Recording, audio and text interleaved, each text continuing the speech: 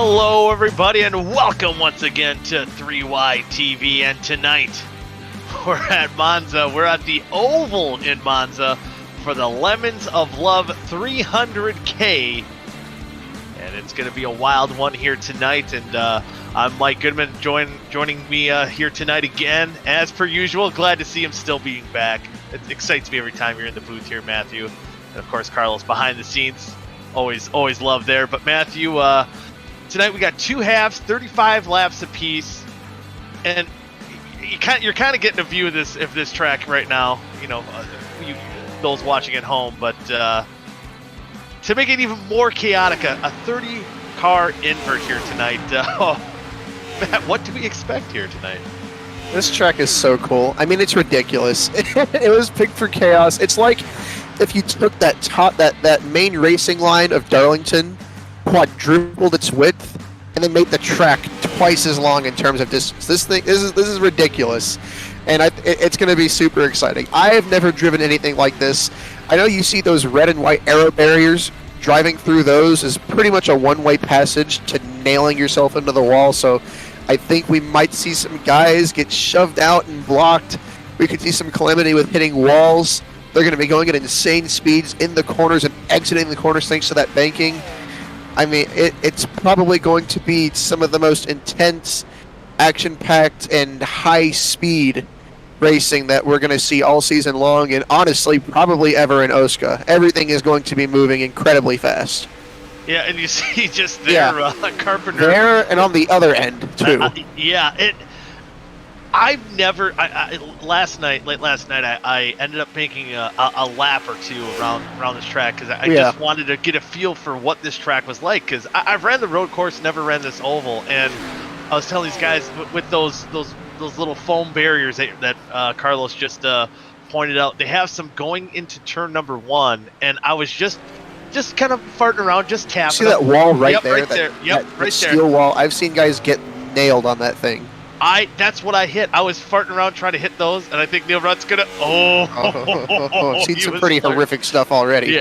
Yeah, and out of the blue, didn't even see the guardrail coming, and all of a sudden my car was stopped and being thrown backwards, and I was talking with Do Good Motorsports driver Dustin Dewar, and I think I might have even screamed a little, like, "Oh my God, I don't know what's going on right now." It's wild, and just picturing, if a wrong scenario, even in that part of the track, say if they're 3, maybe even 4 wide going to that point, going down into turn 1, there could be someone getting nosed into that guardrail. As you said, it's made for chaos, and it should be a chaotic night. Yeah, and it could be a wild card night too. I mean, in terms of both our broadcast picks and our point standings. What we've seen a lot of this season, mostly. South Shore and Shift have worked together great on these plate tracks just because of strength in numbers. Do Good has done plenty of good on the plate tracks too, but I really don't know how much guys are going to be able to help each other out with how difficult it is to stay lined up nice and neat here. I mean, I think it's in terms of how they're going to draft and push and pass, maybe it'll be more like a plate track, but in terms of the dynamic of how you race around people, it could be more like a regular oval where it's not like find a teammate and work with them. It's more just go for it. Yeah, and there you see the broadcast standings now, the Drivers' Championship with Nick Indelicato with a pretty sizable lead, almost a 100-point lead over James Watson in second place. But, and that's the thing. You said this might not be a team that, again, we've seen Do Good drivers, the South Shore, Shift Esports, all work together on these somewhat similar style of racetracks. But, yeah, and it might not be, a team linking type of event. And that's the other thing. What's the strategy? This is, it's not a track that's really well known maybe for running in league races. But, is your strategy to lay back? Is it to try to get up front? Because I don't know how hard it is going to be to pass here tonight. And it could be a whole other thing as far as, just try to avoid these wrecks. Hanging out with some of my Shift guys before the race, Ty, Nick, and Nathaniel, the consensus is you are safe if you are at the very front or at the very back, and everything in between is going to be a slaughterhouse. So strategy.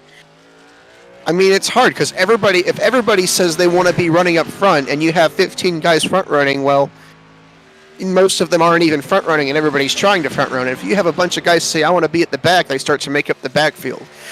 I honestly think it's going to be a play it by ear thing. You see kind of what the race gives you. If it's real chaotic up front, chill out at the back. If it seems like we've got some level minds at the front, then maybe you can run up front. But it's definitely going to be really dependent on how these guys qualify, and if we get some real aggressive kind of people up front, or if we don't, really just take what it gives you. These are unrestricted, it's going to be. Right? We were talking about that. I wasn't sure. I think the top speeds were right around 195. I can confirm they are unrestricted because there's no way you're hitting 210 in the draft without being unrestricted. Okay, that explains being restricted is what he. Gotcha. Yeah. We're restricted, so we have to go really fast. Yeah. So it's gonna be nuts, and I'm wondering too. Yeah, if for the most part, that's an interesting line here. Kind of doing the Talladega thing there for Gilberto, trying to build up some speed on the top side. But it feels like, I don't know. There's going to be some checkups too. From what I'm hearing in the draft, a lot of checkups. And then seen a lot of bump drafting go wrong. I just don't know. Vic, I think you have a stump. I think you have the driver stumped here tonight. Hey, maybe that was the plan. Good.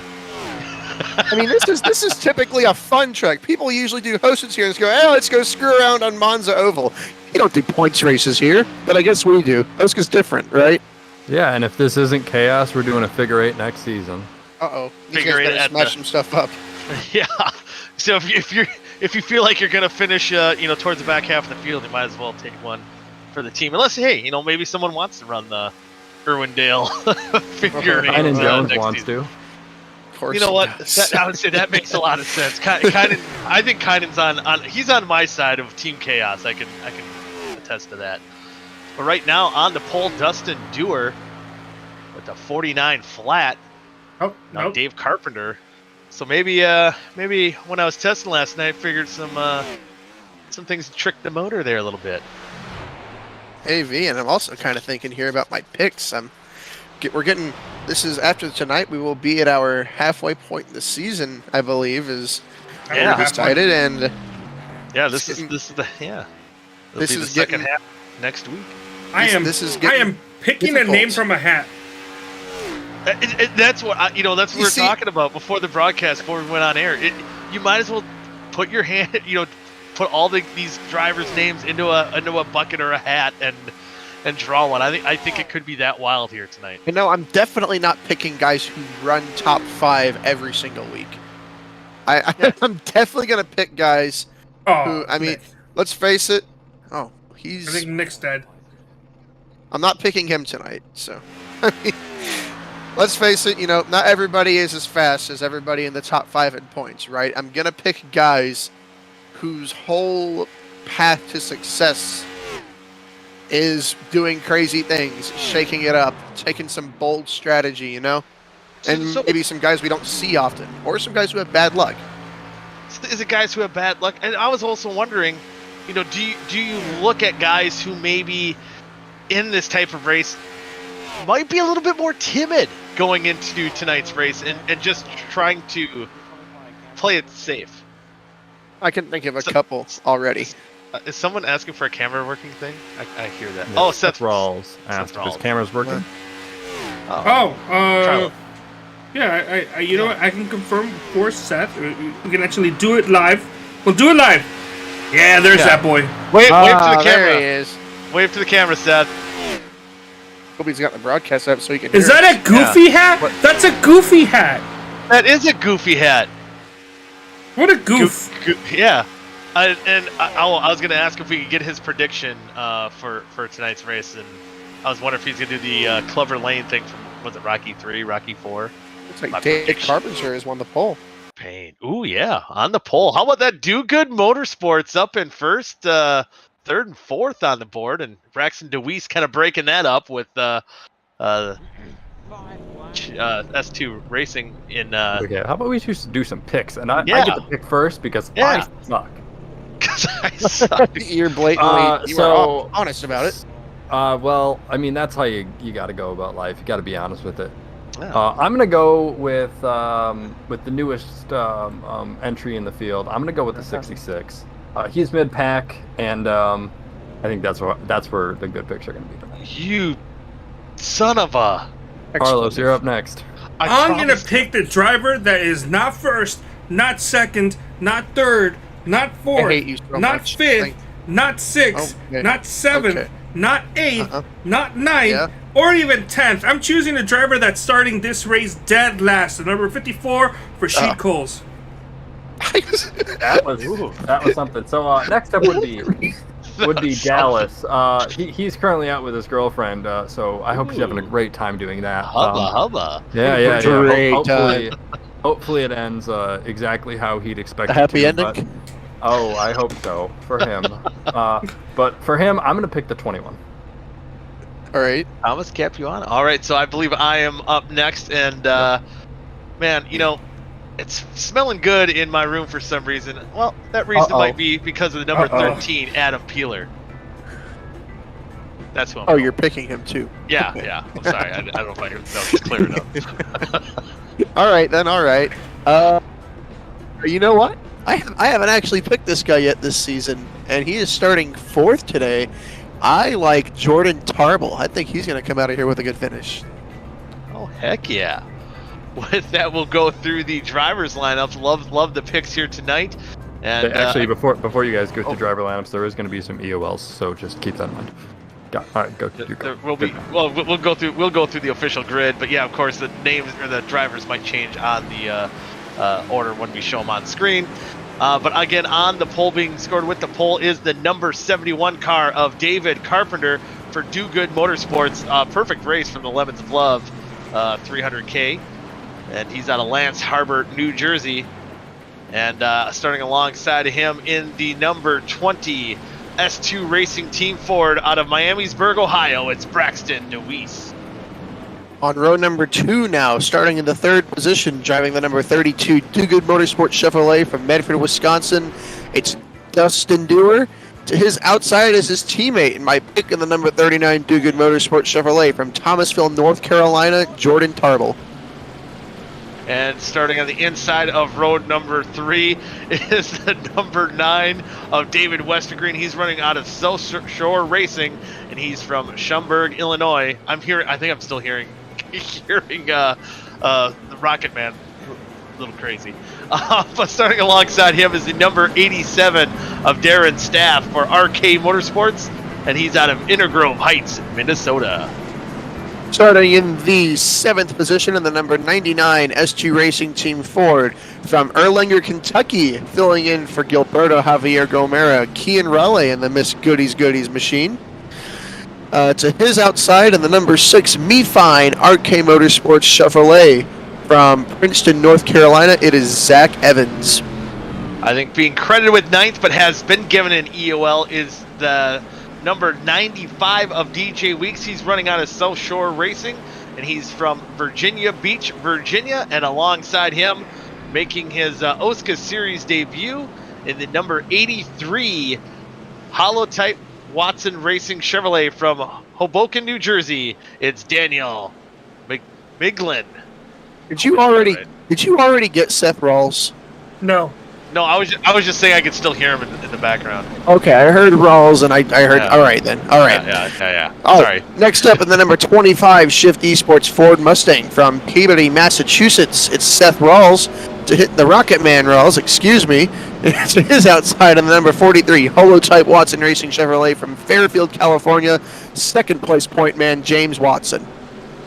And starting in the 13th position in the number 2 DGG Racing Chevrolet from Owensboro, Kentucky, it's your 2000 Busch Series champion, Jeff Green.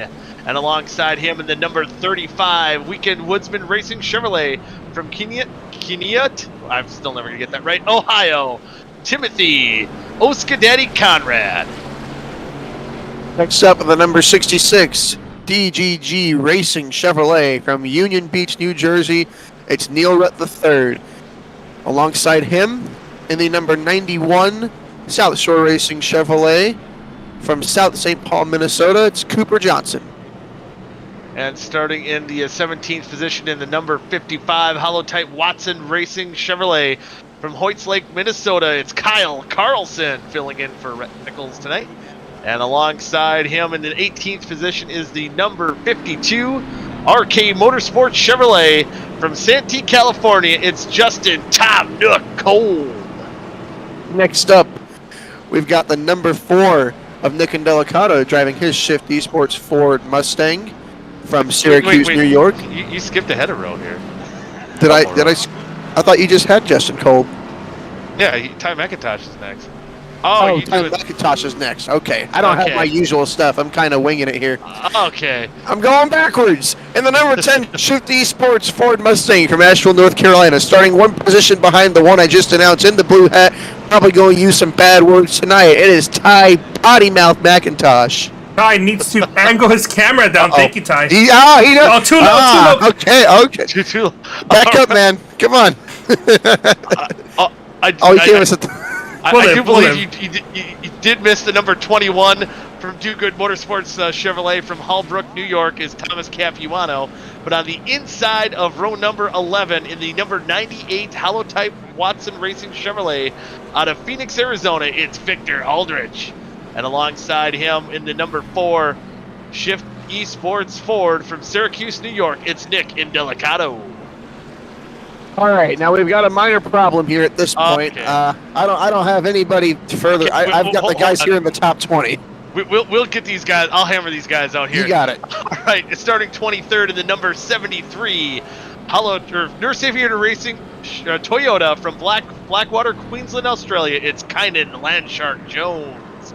And on the outside of him is in the number 26 Shift Esports Ford from Edmonton, Alberta, Canada. It's Nathaniel Cherry.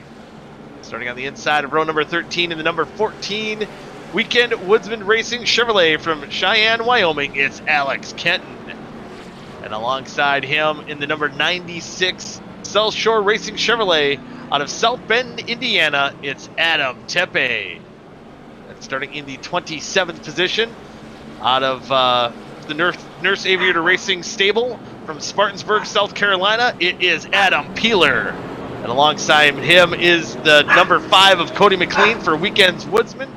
And he's out of Rochester, Pennsylvania. And rounding out the field, at least on the score sheets, in the number 54 Nurse Aviator Racing Toyota from Brooklyn, New York, it's Rashid Coles. Of course, the lineups will be changed there due to the EOL, so that was kind of the cause for the confusions there. You know who didn't get EOL? Who did not? The pole sitter, Dave Carpenter. Dave Carpenter. Hey, Dave Carpenter, this is the 3-Wide TV booth. You got a copy. I absolutely do.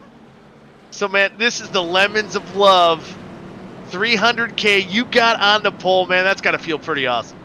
Oh, yeah. A little unexpected, but feels pretty good. I hope we can keep it in one piece.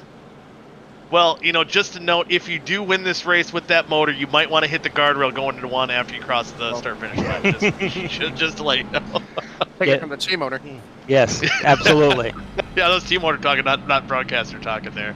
But anyway, the Lemons of Love sponsoring this race. Of course, we had race last week in honor of your nephew Aaron Leinemann, and still trying to spread awareness for Lemons of Love. So that's gotta feel pretty good to be up front for this event. And let us, if you can, you're getting geared up to race. Tell us a little bit more about Lemons of Love. Well, Lemons of Love. They've done a lot for my nephew Aaron, so we wanted to give back to them for what they did for him back when he was first diagnosed. They do care packages for cancer patients to help them cope with chemotherapy and all their treatments and what they're going through. Yeah, and that's of course something that's really hard to go through. So it's nice that they can give those care packages away. But as far as the race tonight here, What are you expecting? What's your goal? I mean, you're up front. It's going to be hard to go to the back. What's your game plan? I think there's going to be a lot of carnage. My hope is to stay up front and out of it, and I hope everybody up here kind of tries to take care of each other so we can get to the end. Yeah, it should be a fun one to watch. Well, best of luck to you here tonight, and hopefully we'll be talking to you after you pull into victory lane. I appreciate it. I hope so. Yeah, good luck. Pull those belts tight one more time. Absolutely. Thank you, guys. Good. Yep, thank you. Bye. Bye-bye. Someone, do I have to do it? I don't know. I can get it. Vic. Vic, help us. Okay. Dude, even if I'm staying quiet, I promise I got it. Okay. All right, so you got to mind me here, Carlos. I don't know if we can, if there's a way we going can. green? Yeah, we're I going think this is it. green. Oh my if God. we can get Seth Rawls turned We're on. not going right now. He's a Next time, bud. jabbermouth. Next time, but Oh, we had more time. Okay, I don't know where this sound is coming from, because I have all of this off. Why can we hear him? I don't know. This happened at another point this season, didn't it? This is how Ty McIntosh got potty mouth. Whatever these shift esports guys are doing, maybe this is how they infiltrate strategies for other teams. This is your how team they cheating, know. Matthew? Yeah. I wouldn't know anything about that. That's a good team owner there. That's right. That's right. Oh man. Well, again, Carpenter just said too that his strategy is to go out there and try to stay up front, and that's kind of what you said that the plan was here tonight was to, or you think is going to be the plan here tonight, is either to stay out front or stay in the back to avoid that chaos. But I think it's going to be the hardest thing to do. I think Seth Rawls knows he's not, Yeah. I'm sorry. He knows he can be heard, and he's trying to turn it off. Seth, Poor we can guy. hear you. No cussing.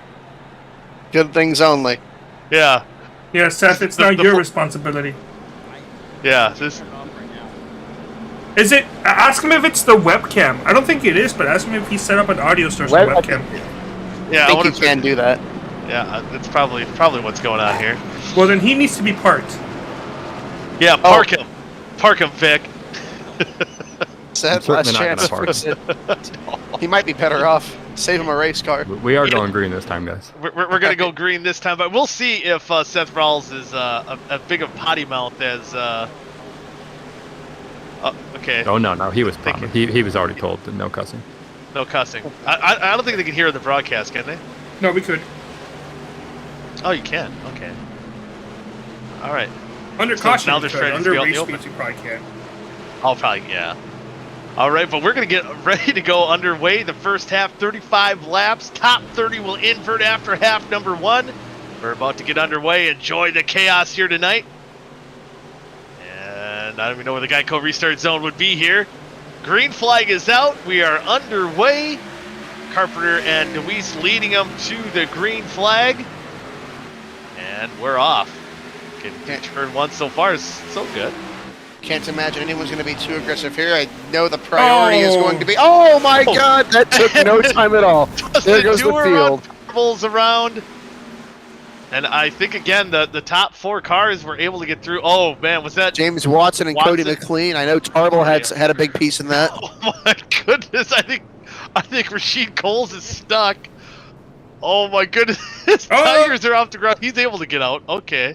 That didn't take long. Wow, at that all. did not take long. And one thing I noticed too, and he might get going. Oh, come on. You got it. You got this. Heck yeah, I think he'll get it. So, how the heck did that start? Yeah, that was. Was it you, James? I think it was ahead of no. it. It was ahead of him. It was like in the second or third row. Oh Goodness. boy, and Well, heck. Watson has left the building. Yep, that's it for him. He didn't even get a chance to land there. I want to say, looking around Dustin Dewar, I wonder if he was side by side with the car going in the corner. Well, I know I like- Tarble was involved. I like to point out so, every single person of my racing team was involved in that one. oh no! Well, I think most of my team was involved besides the one that... You gonna make a bankruptcy announcement? Yeah. Oh, yeah, man. that might be Oh, needed. here we go. Uh-oh, here we are. Oh, Oh, the two no. teammates getting together. There goes my pick. Oh, and Tarble does a little like skateboarding grind on the guardrail there, and just nowhere to go. Really, No. and it happens so quick. Look at it everywhere.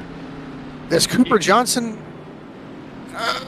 No, Nope. Justin, Squeeze avoid it, up. Justin, avoid it. Oh, Does anybody Neil Rutt. get through this? Just drive through it. Who are those guys on the bottom? I think Neil No. Rutt did. The answer is no. Neil Rutt kind of did. I will count it. I don't know if. I don't know. Yeah, it's- Levels of damage will vary greatly. There's some guys that are really banged up, and some guys who got away fairly clean. Yeah, that meme there, Carlos, is not just for 1 second.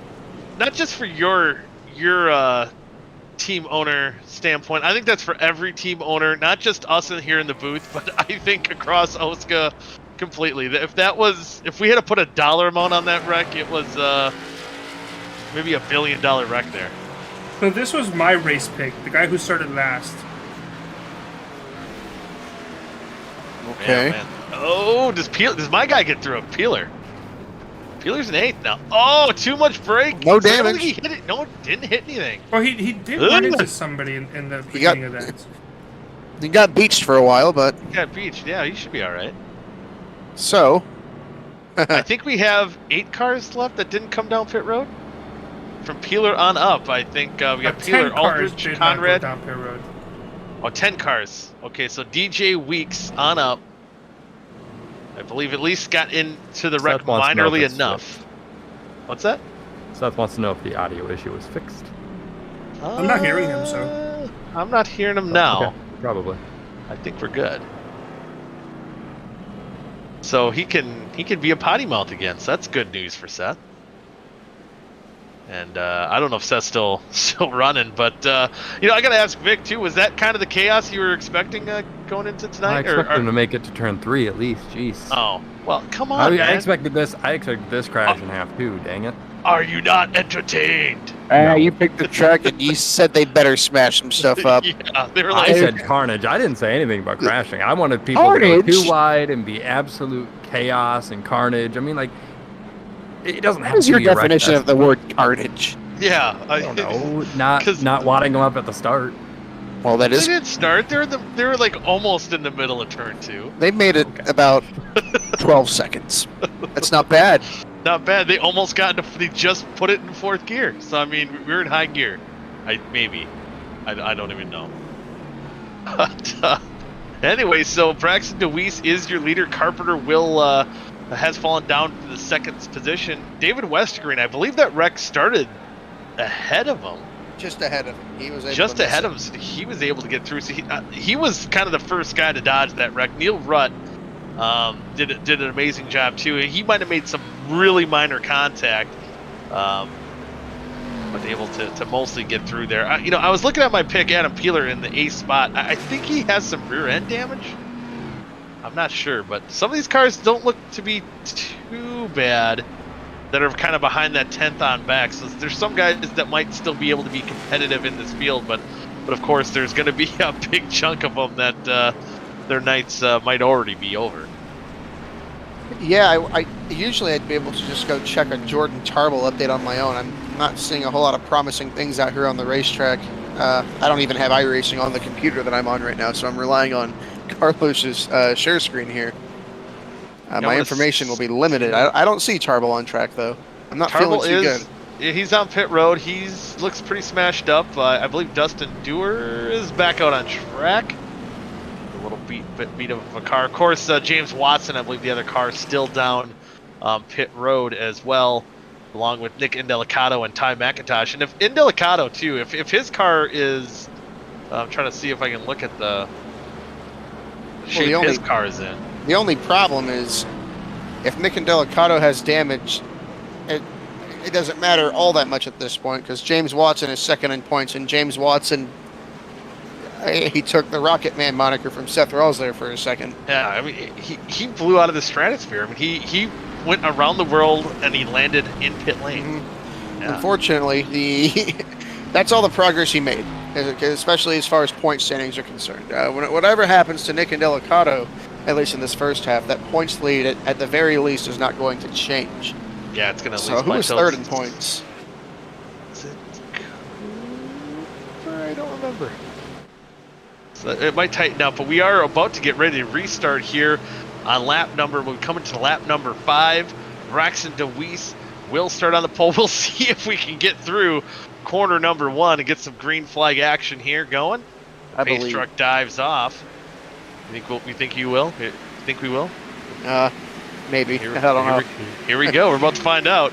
As DeWeese gets a good restart. Those restarts now with going on the leader might be able to spread these cars out a little bit better. It looks like there is a little less pack racing going into turns 1 and 2. Ooh, you see Capuano on the apron. I don't know if that's a good spot to run on He either. has to serve a penalty. Oh, he does have to serve a penalty. Oh, okay.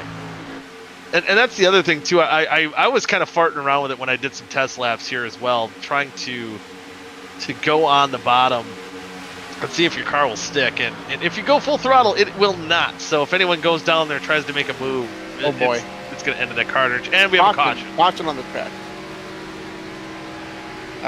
There is a tree. I watched this one happen. This It was one, a 54. 54. Oh no. She Coles, another pick having problems. Oh no. Also, whatever it did, it's caused my iRacing to crash. So we've lost our primary feed. We've also lost the replay to that incident, I believe. Oh no. Oh no.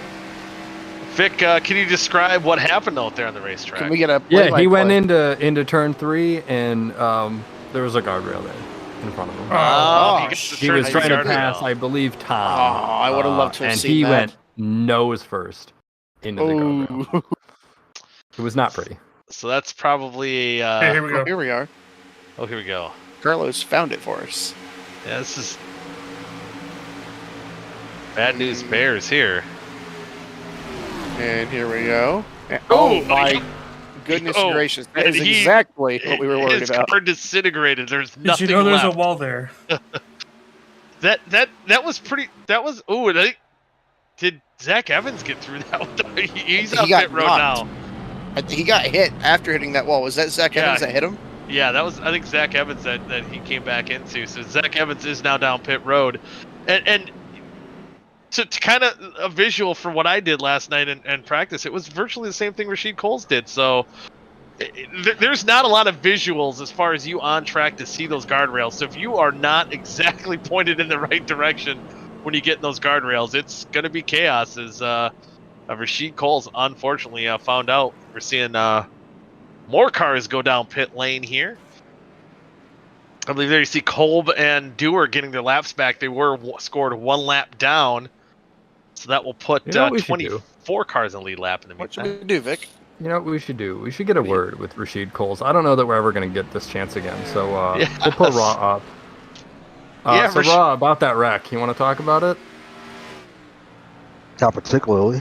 It's not the first time and not the last time we'll see it tonight. Yeah, you know that was I was to maybe make you feel less embarrassed, Rashid. I was just trying to see what this track was going to be like last night, just to kind of get somewhat of a feel for it. And I literally did the same thing, and I didn't know the guardrail was there, and I literally got scared that I'm like, what the hell? I thought my game crashed. I didn't know what the heck was going on. So there's not a whole lot of visibility for those guardrails going into 1 and 3.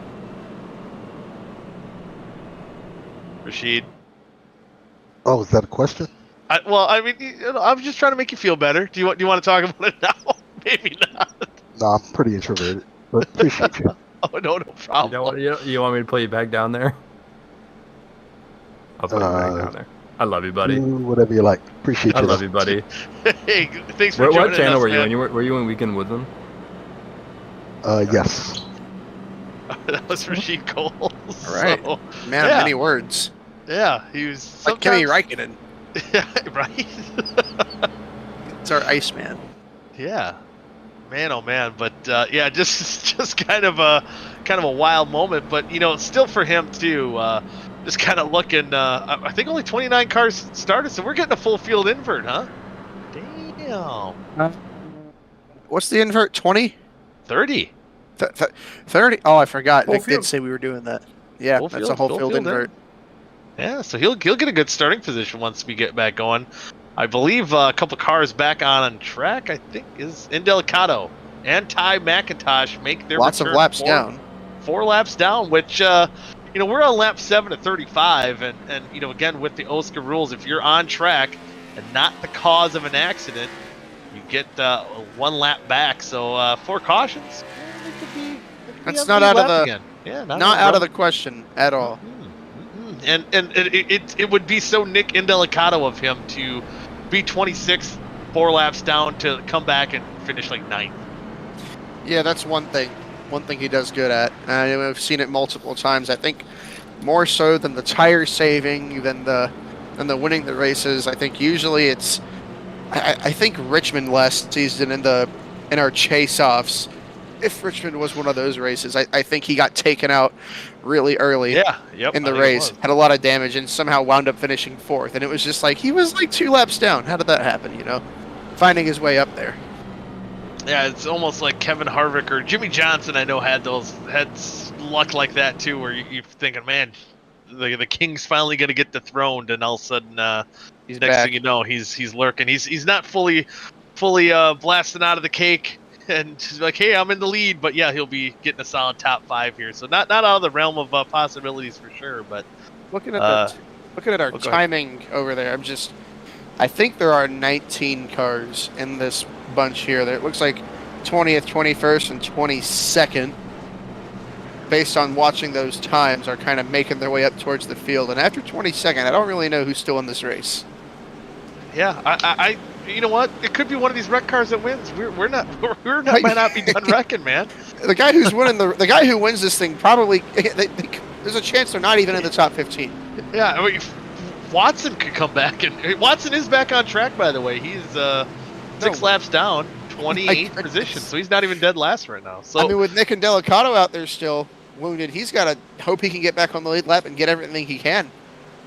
yeah, so it's now going to be a race between those guys, seeing what they can get. But we're going to see a green flag or restart here. Coming to lap number 9. Pace trucks in, waiting to get to the official restart zone. Green flags out. Braxton DeWeese on the loud pedal. Not as good of a restart, but he will be able to get in front of Carpenter.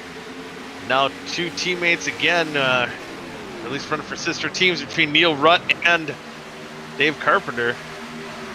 Side by side, Neil Rutt on that middle of that yellow line. I don't know how that's going to pay off on corner exit. Looks like it's going to work out not too bad.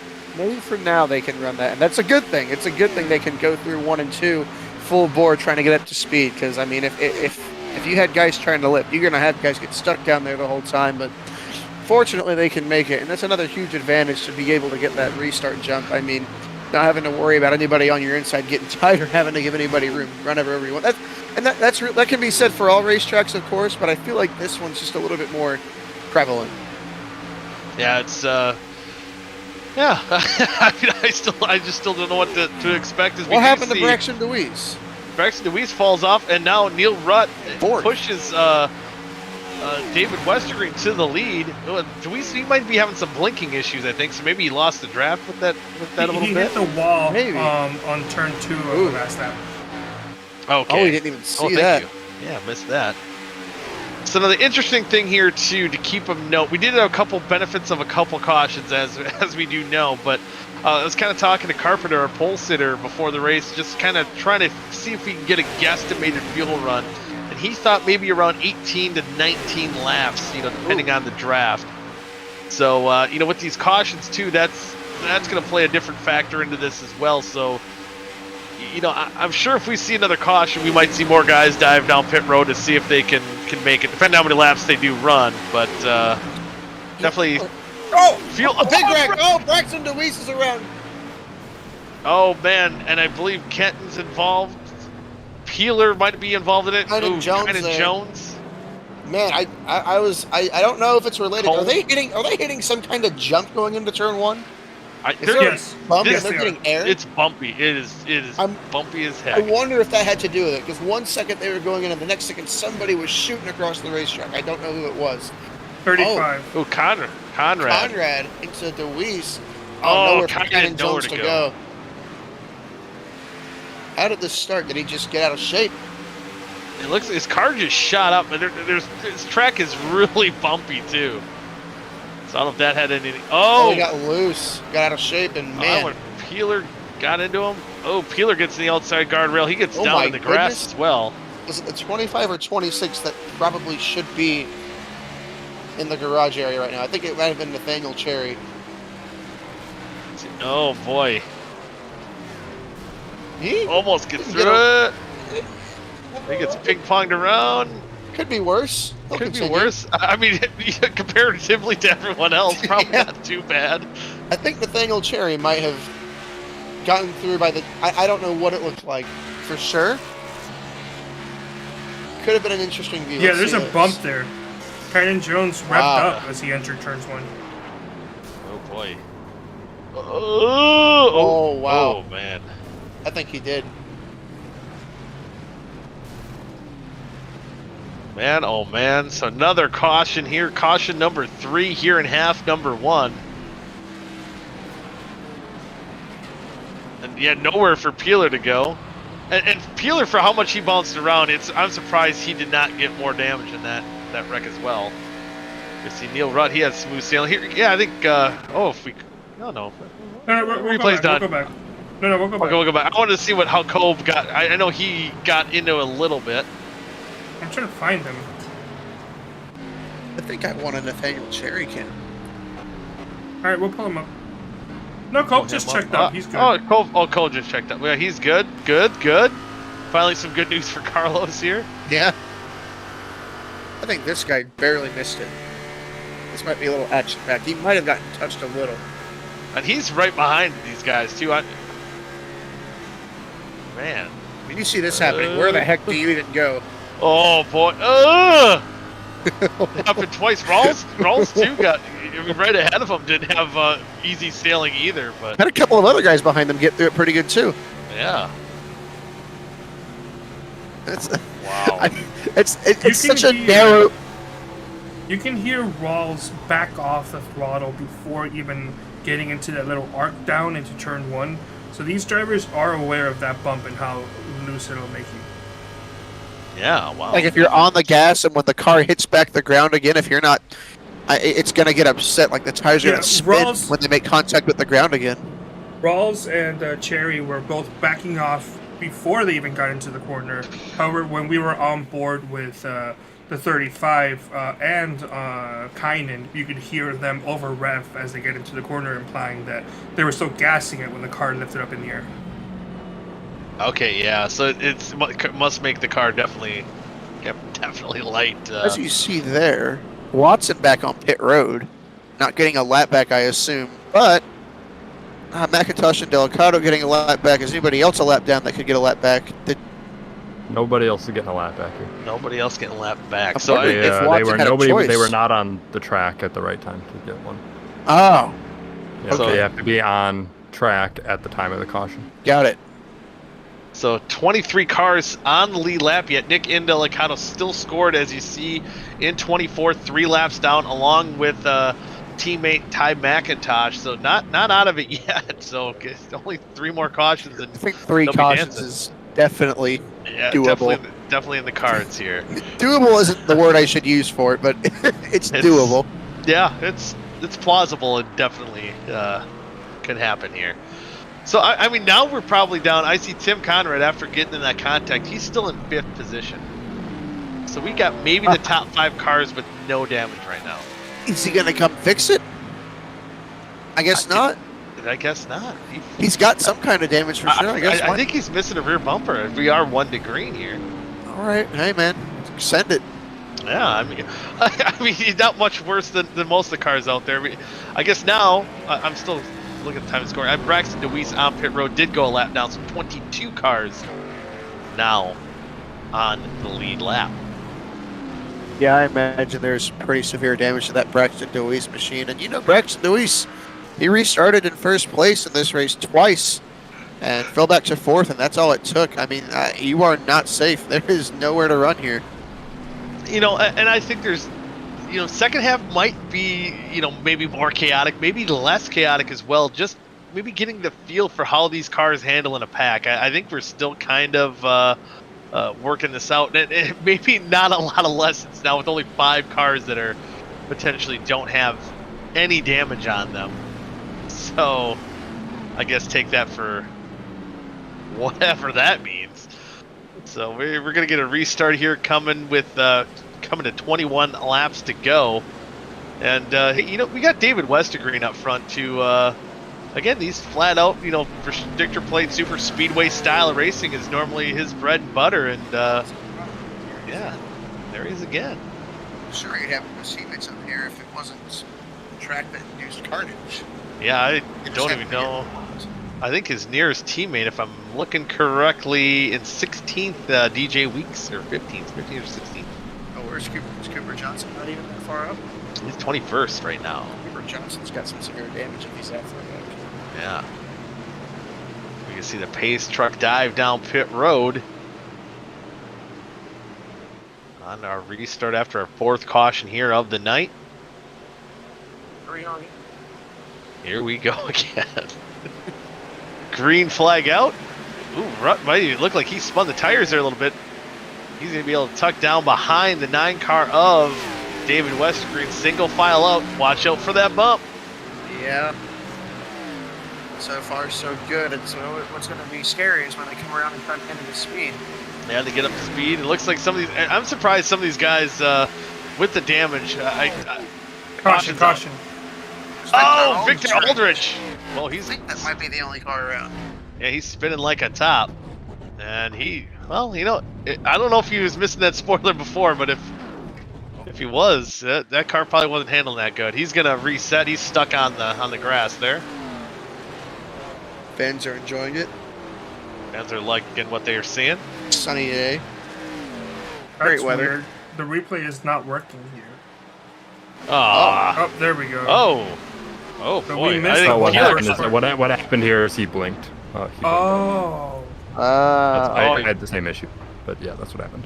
Blinked out and spun like a top. He'll be down pit road trying to get his toe back, but David Westergreen still your leader with 20 laps to go.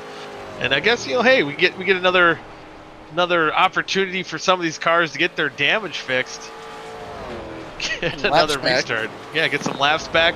Is Zach Evans out there getting laps back too? You think he's 8 laps back? Yeah. Watson's back on track. I don't know if either of these guys were once the caution flew, but they're back on track now. Braxton DeWeese, I believe, will get his lap back to return to the lead lap, and they'll put the 2 Shift Esports Fords 2 laps down now. So they're hey man, we're not even halfway into this, and they got a shot here. And for those guys who are 8 and 11 laps down, that may seem like a lost cause, but combination, every time a guy crashes, they get a lap back because that caution comes out. Usually, you see them 8 laps down. Once we get to a certain point in this race, I might as well park it, right? But just the fact that they get a lap back every time we have a caution. I mean, I don't think they're going to get 8 laps back and 11 laps back, but at the rate we're crashing race cars, they could still salvage some points out of this thing. Yeah, you never know. You never know. Ooh, we do see guys starting to take maybe the fuel window opening up, so maybe around 20 laps.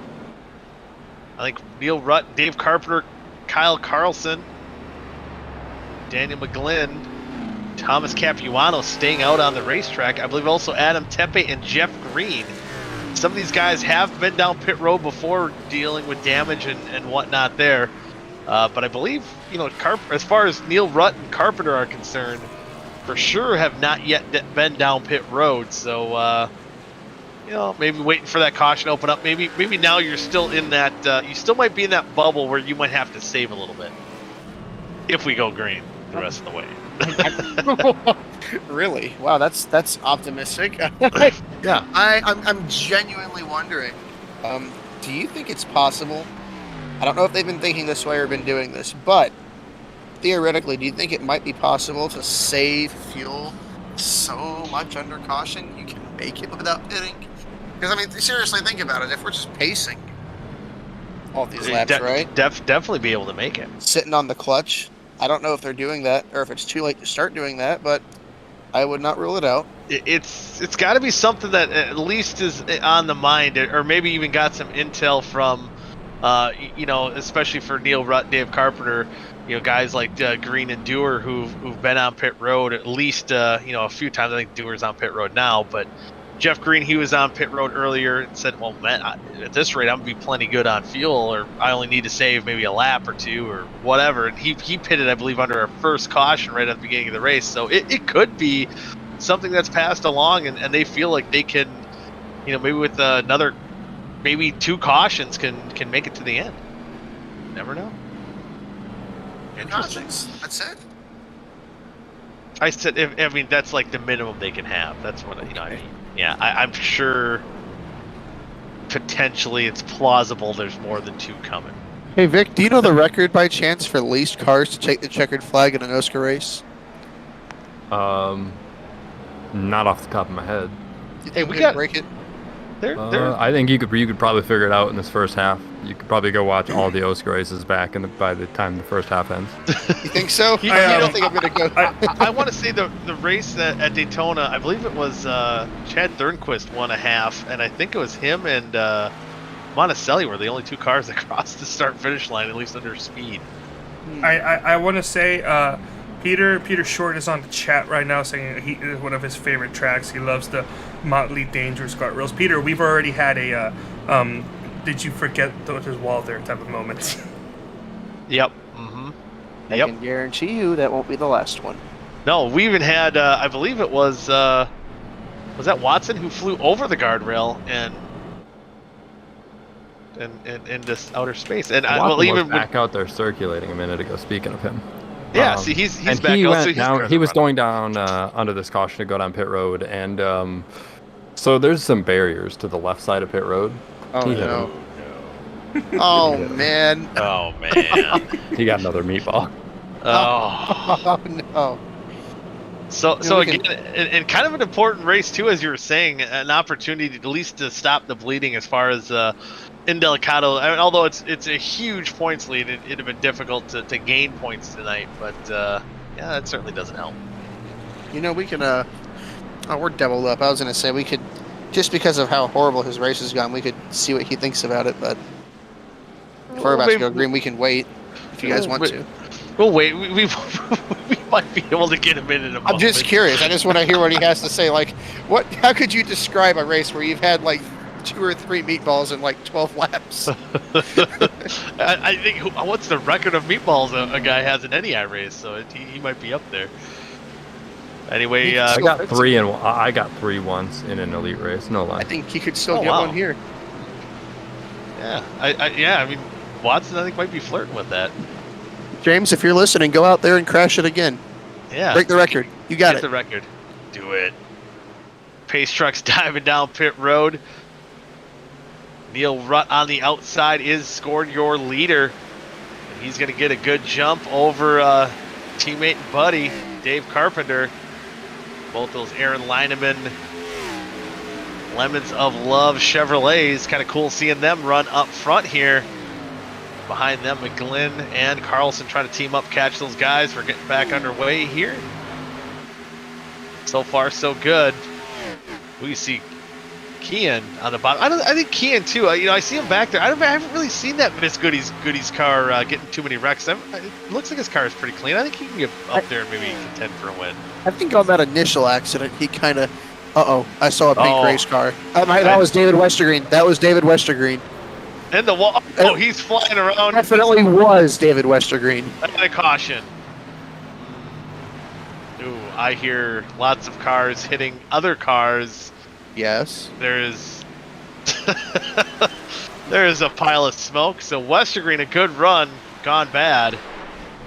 Still got a top 10 at this rate. He very well could. He could still have. Don't even count him out to not, to win this race. So. Hey, I mean, Neil, I don't know. Yes, but like Neil Rutt and David Carpenter are in an excellent spot right now. Without they can make it on cars. There we go. I see it. Now. With the amount of cars that have crashed, here, let's look at this real quick, actually. Oh! With some contact with Jeff Green. Oh my goodness, that 99 car you were just talking about just about got wiped out. Yeah. Oh, and a couple Daniel teammates Cherry and involved. Cody McLean got a piece. Cooper Johnson. Cooper Johnson. Oh, Peeler. You know, prior to this wreck, the only person with the 0X was the 9 car.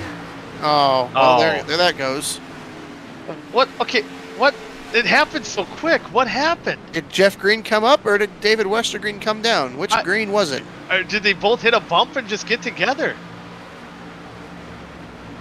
Is that netcode? I think they were trying to reach for each other through the windows, and it didn't work out. Yeah, the cars touched before their fingers. What was that, like, the Coca-Cola things, like Hands Across America? They were trying to yeah, I don't know. What is going on? I think I can watch this 100 times and not figure out what the heck just happened. At the very least, some savvy driving by Kian Raleigh and Justin Kolb to not be a part driving. of that. They held their line. Savvier than wrecking, man. I mean, with all the action going on here, I think it's very easy to panic, and they did not do that. So just keep your foot in it and drive in a straight line. Yeah. So now we're down to 15 to go. I don't know what was the farthest we've gotten under green? A lap? Who's coming around the outside? They're now one lap down. 1 lap down. Oh my goodness, there's no way.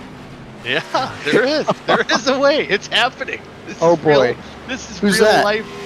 That's Zach Evans. He's getting one back. Oh, he's out there getting his laps back. Let's go. I think he'll be 7 laps down now. Yeah, 7 down. I mean, he probably only beat 3 or 4. They've already gained a spot, I believe. I think they finally. I think he's finally. Yeah, let's bring him up. Who bringing Zach? Yeah. You got it, Carlos? Oh no, my dog's. Where's our guy? Who's the guy? We want I'll dogs. I'll get it. Don't worry. Yeah, he said even when he's quiet, he's got it. You know, he's got it. Yeah. I had my faith on him. Yeah. Ooh, got the white gloves. Zach Evans, the 3-wide TV booth. You got a copy? I sure do. All right. You sound enthusiastic. Yeah, you do. Yeah, I mean, you're probably the happiest guy out on the racetrack right now. I could be wrong. I don't know. How fun are you? How much fun are you having right now? I mean, on a scale of like 1 to 10, it's probably like a 2.7 right now. It's not great, but I'm not on pit road at the moment. So not a 1, not a 2. Yeah. It's not a 1. It's not. Look, I went into this race knowing exactly what it was probably going to be. I don't know that I could have predicted poor Ra hitting a stationary wall head on at 190 miles an hour and deflecting into me and killing my motor. That was not on my bingo card, but you knew happens. I was probably going to get in a couple of wrecks, right? So now we're just we passed the FA phase. I won't use the actual words, and we're now in the FO phase. That's all. Hey, you know, that will happen. Oh. But, you know, we've been keeping track of these guys that were multiple laps down. And, you know, Nick Indelicato and Ty McIntosh just a few moments ago, they were 4 laps down. And now you're 7 laps down. You know what? I know there's only 14 laps to go, but me and Matthew are not going to count you out just yet. I am the world's worst for if there's a chance I might get a single point out of turning laps while down 200 horsepower in a car that only had 550 to begin with. I will do it. I will do anything at one point. Hell yeah. So here we are. We're doing it. We're doing it. We're getting it done. And hey, yeah, you're gaining spots to be had here. And I believe we're getting close to a restart. So is your strategy just let the chaos happen and, you know, have a little fun? Yeah, something like. Sorry, I got distracted. We're getting an iRacing discrepancy on whether or not I should be in front of the 10 right now. So. Oh no. You know how it is, Goody. Oh, you know yeah. Oh yeah. Oh yeah. Do what iRacing tells you. Yeah, exactly. Except it's telling me to let him by, but it's telling him to stay behind me so he won't pass me because he's doing what it happens. Yeah, that fun Look, stuff. if it stays like this, I'll just ask for a black to get cleared and we'll move on. I know a guy. I think he's in the booth right now. We'll figure it out. Yeah, this guy knows it. He'll definitely. He got you. He got your back, bud. He got you. Me fine. Heck yeah. Me no fine. I made a point to run the me fine car tonight just for this. So here we are. We are not fine. Not fine. Well, we'll let you get back to green flag racing. Hey, we'll see you restart towards the front in half number 2. We'll be looking forward to it. Oh yeah, that'll be great. Maybe I'll be in for other wrecks. Hey, right now. That's what we're seeing. Neil Rutt, Dave Carpenter. They're proving to be a good strategy right now. For sure. All right. Let's see how far we make it here. Yeah, we'll see how far. Hopefully, we'll make it a lap. Here's hoping.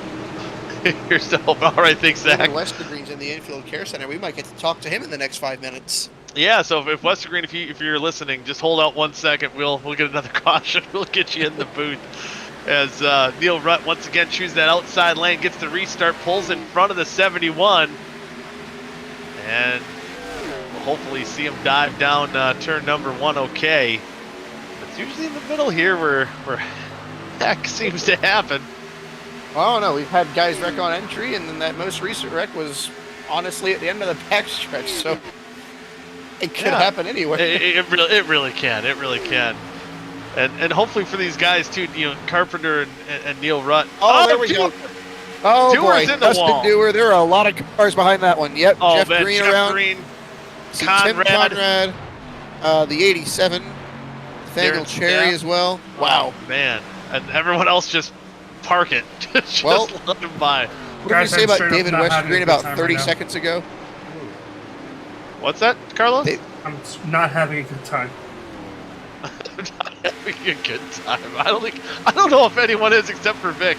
He's heckling like a cat up in the booth. Ooh, McLean. Oh man, Getting McLean was into putting the move on him. Yeah, I think he was trying to push Dustin Dewar, and it's kind of what I've seen in practice. Just the bump drafting here in these cars just doesn't work with all the bumps on track. Yeah, he's setting up something. Oh man, just hooked him. And well, if we want, wow. there's Dallas. Dallas. Hi, Dallas. How did your date go? How was your date? Yeah, how was your date, Pat? We want to hear about that. It was Better than good. some of these guys, I hope. Did it end It was great. happily? We ended at Spencer's. Uh-oh. Is- Is Spencer the other guy? Did you buy anything from the back of the store? No comment. If the answer isn't no, you're lying. Every single time I'm there with my girlfriend, we always buy something, okay? Ooh, okay. We always poo. So, This is a little OSCA after dark action going on here. you want OSCA after dark? I can tell you exactly what we bought for her brother for his birthday. Hey, you know, maybe Oh, instead of yeah. Speaking of OSCA after dark, I'm bringing in David we've got Westergreen for an David interview here. Westergreen. Yeah, we're poaching you, David. You're saving the show right now. But David, we still trying to kind of decipher what happened between you and Jeff Green there. Although a lot of these wrecks were kind of trying to do the same thing. Looked like you had a good night going, but tell us what happened. We wanted to race. Jeff and I have raced good together in the past every time. He came up a little, I came down a little. It's pretty much a racing incident, except for there's no reason to have a racing incident here because this track should not be raced right now. Obviously, I think the driving is speaking for itself. So, as far as I'm concerned, I led the 2 green flag laps we've run so far, so I think that should, count for something, and any other laps, all these caution laps shouldn't count, you know what I mean? That's right. We just What did Trump say? Stop the count. Yeah, they should have stopped it 5 laps in or whatever it was when I was leading. That was when we should have stopped. I'm sure that a lot of other drivers would have probably been on board with that as well, and especially we're very lucky this is virtual racing because, man, think of the dollar bills that would be. So sure, I'm sure you'd probably have to close the doors down if we were dealing with real race cars. Yeah, we would not have traveled because we would have, used our time elsewhere. I just want to let you all know I wanted the points, right? I'm right on the border. Got a couple of guys around me that didn't show up, so I was trying to get a little cushion. It's not going to matter, I don't think. And How many laps down are you, David? no, I had 16 minutes of damage. I'm done. No, you're Done. Okay, see ya. No, he'll be starting up front in half number 2, though. I mean, you can stay ahead of the wrecks there again. They started up front in half number 1. The problem is you have to pit. Neil and Dave are going to have to pit. I tried pitting because you're not going to make it on gas. I only had like 10 laps left. So they're playing with fire, but I only went back to 8th, so I was like, oh, I'll be fine. I wasn't. And as soon as they pit, they're going to get sucked up into it. You got to get the perfect little strategy mesh between having enough gas and going. I don't think they can make it. And even if we go caution the rest of the way, I don't think they can make it. So that's what we're kind of wondering if that was even a realm of possibilities here. I was at like 10 laps left when I pitted because I was like, we might run, do exactly what we've done, but that just means that with 3 laps to go, I will be at 0. Yeah. So. Yeah. Still be I think half number 2 is going to be interesting, especially Neil Rutt and Carpenter are probably going to be guinea pigs for the strategy they're using as well. Man, I don't even know what else to talk about this. We can ask him. There's nothing to talk about. It's horrible. More importantly, let's beat the Brewers today. I That was just going to tell you that. No, that was not boy. good. No, let's the best. not talk about that. No, It's great. Now I have to wait till Saturday to potentially lose again. Mm-hmm. Yeah, I hate that. What's MLB even doing? Why is there a day off in between there? That's why. I'm going to tomorrow's Marlins game because we have a roof, so there doesn't need to be a day off to account for opening day and delays or rain. Mm-hmm. Yeah. See, yeah, that's why they could have. I mean, for the Cubs and Brewers, they could just go to Wrigley North or American Family Field. That's still Miller Park, guys, to me. I don't care what they say. Yeah, the change name was dumb. I mean, it's Brewers, right? You got to have a beer in the name. Yeah. Of the stadium. We're gonna be those old guys that be like, that's Miller Park. I don't care what the name is. Yeah. So we're getting old now, David. I know. I'm gonna have to. We're trying to get up there at some point to go check it out. I've heard it was good, but I'm gonna go see it. It always looks like an airplane hangar on TV, and I hate it. So you gotta go check it out in person. It's interesting. It's for how old it is, it's still a pretty neat stadium. I mean, it's getting upwards of 25 years old. So curb your expectations a little bit, but it's still a fun stadium. And then hey, it's a baseball stadium. I've never been fully disappointed to any baseball stadium I've been to. Right. There's baseball there. Yeah. I'll shout out Bite Size Sports. Got them in the lead. Wish we would have kept them in the lead, but apparently not. And then all our other partners, Nate, Kevin, Johnny, Damien, everybody gets on these cars for us and for South Shore. That's great. And shout out to Aaron Leinemann. His guys are running 1-2. Hopefully it works out for him, but I think they're going to have to pit because I knew I was going to have to. So we'll see. Yeah, we'll see. Thanks for coming up here, David. We're about ready for another restart, so there might be people joining you in the infield care center. Woohoo! When we get our next caution, I was going to say when we get our next caution, we could ask Neil Rutt and or David Carpenter about their fuel strategy if they'll make it. Yeah, for them they got to be hoping. Oh, look at that bump into one. That's brutal. It is brutal. So they're almost hoping. Their best scenario is someone almost wrecking off of 2 or going into 3, not staying green. The more green flag laps that we run here, they're going to be in further trouble. And now they even got some guys here, Kean Raleigh, oh boy, Kyle Carlson battling for that lead, Thomas Capuano up here as well. These guys have pitted. I think, the only 2 guys I think that are in trouble right now are the top 2 right now, if they can make it or not. Yeah, and even if they do save enough fuel to make it to the end of the race, that's to say we don't get overtime. That's when the cautions are going to need to stop for them.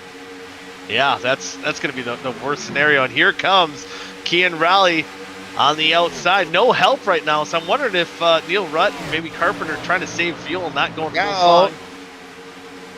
Just worried about that entrance into turn 1. It looks like our lead pack is okay. Lead pack's okay. We stay green. I think everyone lifted. They were joking about it on the radio. They knew they had to lift. And now Kean Raleigh breaks up. Carpenter, Neil Rutt on the top spot. He's in second. He's going to shoot up to the top going into 3. Finally get some racing to watch here. Top line, call it a line if you want, led by the 99 of Kean Raleigh. I don't know how much actual pack and bump traffic is going on. I think it's just whatever momentum guys can get at this point. I don't know how much of a run off the corner he's going to have. Man, look at him get out of shape. He gets a run there.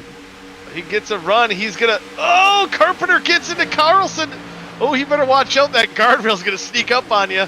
Here comes that bump going into 1 again. Oh, there's contact there. They're going to be okay. Kean Raleigh's going to get away with a gap, though.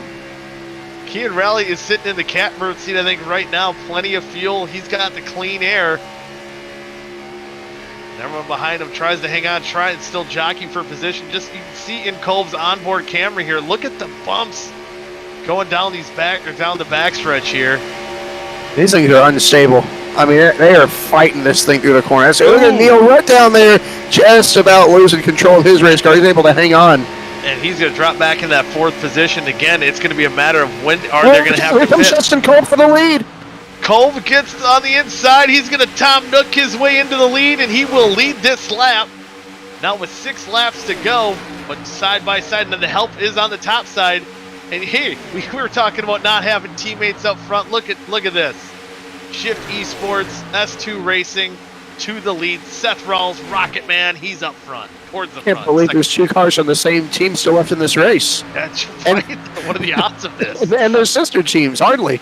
Yeah, man, oh man. And they're right now, the way they're formed up, they look to be gapping the field pretty good. Pulling away from Neil Rutt almost by, it's 0.4 of a second in the meantime here. Miglin there in the 4th spot. He's done a pretty good job staying out of trouble. He's, barring any other disasters, he could be just 5 laps away here from a good finish in his first start. Just saying that him and maybe Jeff I should Milano stop talking. Yeah, Jeff Green. Jeff Green coming out of pit road. Watch out, Jeff. Down. Oh boy. There's yelling. There's screaming. It's chaotic out there on the racetrack. These drivers lap car up here. Who's this? Car in the wall. I believe that was the 83 might have been getting in the wall. And who's going a lap down? Who was that? It's hard to tell. Is it? It was Peeler. Peeler. It looks like Adam Peeler. Oh, no! He did the damn thing! My God, no! He took out. This isn't funny, but you saw what happened. Daniel McClellan, nowhere to go. I'm sorry. This isn't funny. This is the worst thing that's ever happened. This is the worst thing that's We just said barring any other mess. We literally said barring any disasters, and it couldn't go more wrong. Where did he? What just happened? He gets the car. No. Oh man. I mean, half a lap ago, did we not say barring any disasters, he could be on his way to a top 5? The unthinkable. I mean, he was just trying to stay out of the way, and before you know... I'm sorry. This is not very professional of us, but... I feel so bad. Oh, man. This is how people have seizures in video games right there. That happened so fast. I feel so bad. People are just like, letting them by, oh! Oh, no. I feel so bad. And Braxton DeWeese, too, can he catch a break? Got involved in that wreck as well. Oh, here we go. Oh, that's spectacular. The racing god said, you had hope for this guy? Let's throw him out of the racetrack. Oh, man. Can it, I mean, if that happened in real life, could a human body handle that much G's? No. Holy man. Might turn into spaghetti. Oh, and he went into the forest. Wow. And we do see, just a note, Dave Carpenter, I believe, down pit road? Or no? I think it's... Oh, yeah. I mean, unless it's a glitch. We gotta Neil talk Rutt to did one not of these pit, though. guys. Yeah. I don't know. We can ask Neil... I think we can talk to the guy making his first start if we want to. Yeah. Talk with Daniel Miglin. Oh, Miglin. Oh, you want to talk to Miglin? We can pull him. Oh, up. I mean, who did you guys want to talk to? We can see Neil Rutt, what his strategy is. Oh yeah, that actually might be a little more interesting if he can make it. Yeah, yeah. Neil Rutt, this is the 3Y TV booth. You got a copy? Yeah, 10-4. Yeah, so you've been lucky enough to dodge some of these wild, definitely not funny wrecks, and you have not pitted yet. So we got to ask you: is there a chance you can make it on fuel? Yeah, I think we got it. Be a little close, but I think I mean, I'm coasting for the long as I can. I think we'll get there at the end. All right, I like the strategy. I see your teammate Dave Carpenter. He didn't have as much faith. Yeah, no, he don't have a clutch pedal, so he doesn't have. Oh, yep. So most of saving here. I finally put one on, so I can coast as much as I can. Hopefully it helps us here. If not, we'll probably be in this big wreck coming up. So we'll see. It's either going to be wreckers or checkers. So you know, but when? and you also have after the last wreck, the caution we're for under right now. I don't know if you can beat that. That was pretty spectacular. Yeah, I door slammed a couple people. Not used to the whole lifting going into a corner, so I apologize to a couple people. But I was just trying to keep Dave up there as long as I could. Now I got at least Tom behind me, so we could work together here and try to get by these two in front of us. Yeah, so right now it's looks shaping up to be the Shift Esports umbrella versus the Do Good umbrella. So it's put on a good show here for this final restart here. Hopefully our final restart. Yeah, hopefully it's the end too. We're gonna try. New to this team, so hopefully I can get a good point stay out of it for them. Hey, I can tell you we're proud of you for the run you're having here tonight. But the other question I guess we have, if there is a green and white checker, will you have to come down pit road? I'm gonna try to hold out as long as I can. It's gonna be close. I'll just say that it's gonna be close. I like. We might run out going across the line. So. It struck again. I've lost the feed. Oh, we lost the main feed here, but we do have the backup feed. So we do see your car on the racetrack. Before we get going green, do you want to talk a little bit about that paint scheme you got going on? Yeah, I want to thank Ronster Wraps, like always, doing all of our OSCA wraps and doing my other league wraps. Did a tribute to Aaron's first Lemons car to honor him for the rest of the season, so we'll have this scheme pretty much for the rest of the year. The goodies, all of them, and new to the team, so I don't know all the sponsors. I know JD, Hilltop, and that's pretty much all I know, and then all my people supporting me right now. Yeah, I think it's a pretty cool car there, based off that the Lemons, 24 Hours of Lemons car, their first one that Carpenter and Leinemann had out there. So it's pretty neat seeing those colors back out there again, and hopefully get them a win here. Yeah, let's hope. Didn't do much coasting this time, so we're gonna try. We're gonna hit the throttle and just go. All right. Yeah, put down that loud pedal and make shit happen out there. Thanks for joining us, Neil, and best of luck to you. No problem, guys. Thank you. Bet. Man, as a team owner, man, and broadcaster, they both agree. I don't know how confident I am that 66 is gonna make it on fuel.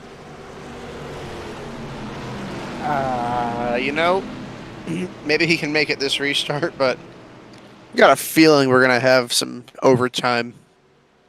Yeah, that's the vibes. That's the vibes we're getting.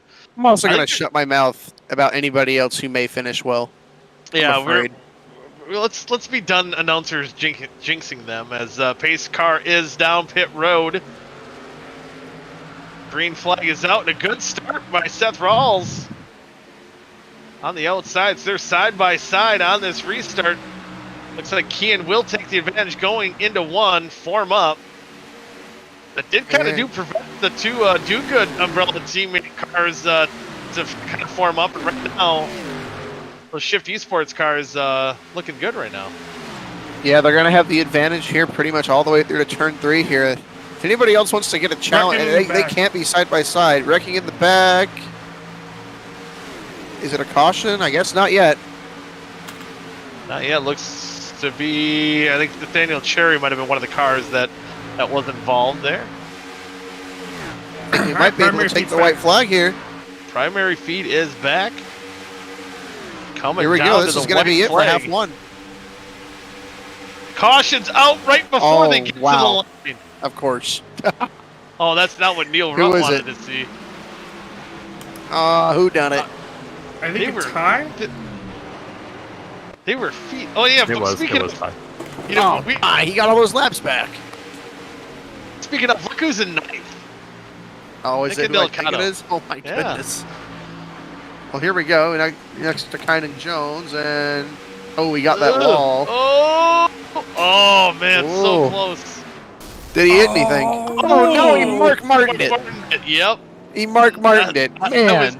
That's the first thing that immediately popped in my head as well. Man, I don't think I've ever seen anyone Mark Martin it that close to the real thing. Yeah, that was a pretty faithful recreation. He had it locked down, and it was a long, slow slide. Yeah, I would say right in the same part of the car too. I would give that a 9.5 out of 10 for the recreation of that. That's a 9. That's a 9 for me. Yeah, that's good. I mean, sorry, Ty, but yeah, good job. Yeah, good job. I mean, not happy that you wrecked like that, but fans of how you did it. Remember when Zach Evans was like 26th? Yeah. He's 5 laps 18th. down, but look at that. He salvaged like 8 or 9 points out of this thing. Yeah, he's 18th.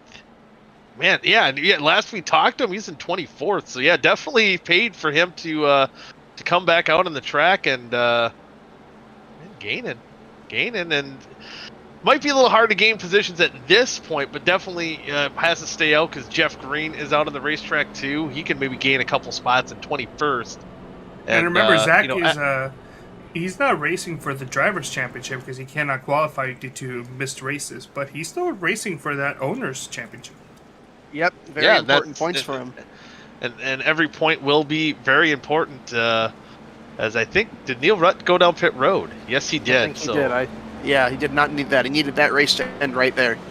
Yep, that was his shot. So he's down pit road. So now everyone has been down pit road. And then I'm kind of looking. Where did Indelicato? He's up to 6. Goodness gracious! Wow. I mean, look. It may sound biased, but like, wouldn't it be cool if he won? I mean, 4 laps down. It would be beyond kind of even what we talked about. Would be what would happen. We knew, maybe not a total surprise. He's running 6 because that's kind of what we said was going to happen. I don't know if he has enough race car left though. If he was damaged that bad to have to go 4 laps down, I don't know if it matters. That might be perfect. It could be. I mean, I don't know what's going on in the mindset of Keen and Seth if they're kind of content to run 1-2, because when they're formed up, it seems like they're going to be hard to beat. But if Seth's in second, he's in the playoff hunt. He's running for season championship, and Keen's out there for checkered flags. So that coming out of 4, we've just seen what happened to Ty McIntosh. Something like that could happen. Yeah. You never know. They got to. I know. At the very least, they're telling Keen to be careful because that S2 Racing team, the way the points work in OSCA for team points, only the top 2 cars for each team collect points towards the team points. Well, if you're like the S2 Racing team and you only have 2 cars enter to every race, somebody crashes out, you're kind of screwed there. Braxton DeWeese has already had an accident.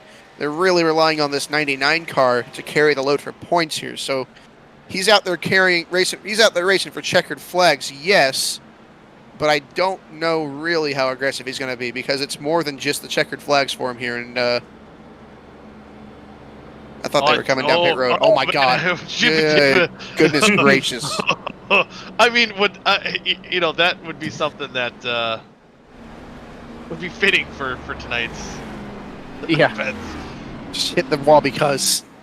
Just because, and not even he probably was playing a game and then he wouldn't hit it on purpose. We are 1 lap to go to green. And again, Kean Raleigh choosing the outside line. Seth Rawls on the inside. And now with Neil Rutt pitting, last restart we had the kind of team do good, team shift esports up front, and now that's kind of been broken up. So the only teammates are going to be that 99 and 25. So again, that's looking good right now. And you got Indelicato coming up, and if he does have enough car left, he could be a player, could be a factor. I see 2 things here. I see one, he's only like 15th or 16th. Neil Rutt's only 15th or 16th despite pitting. And I see old Mark Martin is still 13th after that. I mean, he nailed the pit wall, and he's still, that's how many cars we've got left. I'm surprised he didn't get any suspension or like his car's crab walking or anything. I cannot believe there's not a meatball there. That's a tough spot to get hit. Yeah, that was tough. I think what benefited him is it wasn't directly on that rear axle, and then he probably would have had or a little farther back. He would have had a lot worse time. But I think the damage model on the side of these cars aren't as accurate. Catastrophic. Catastrophic. Well, in turn, they're not as catastrophic. Yeah. I mean, realistically, I think we maybe have a car left. On the racetrack if we were in real life, yeah. So we'll go down to our. This will be our first attempt, I believe, at a green white checkered, or is it going to be a second? The last one was. No, this is This is second.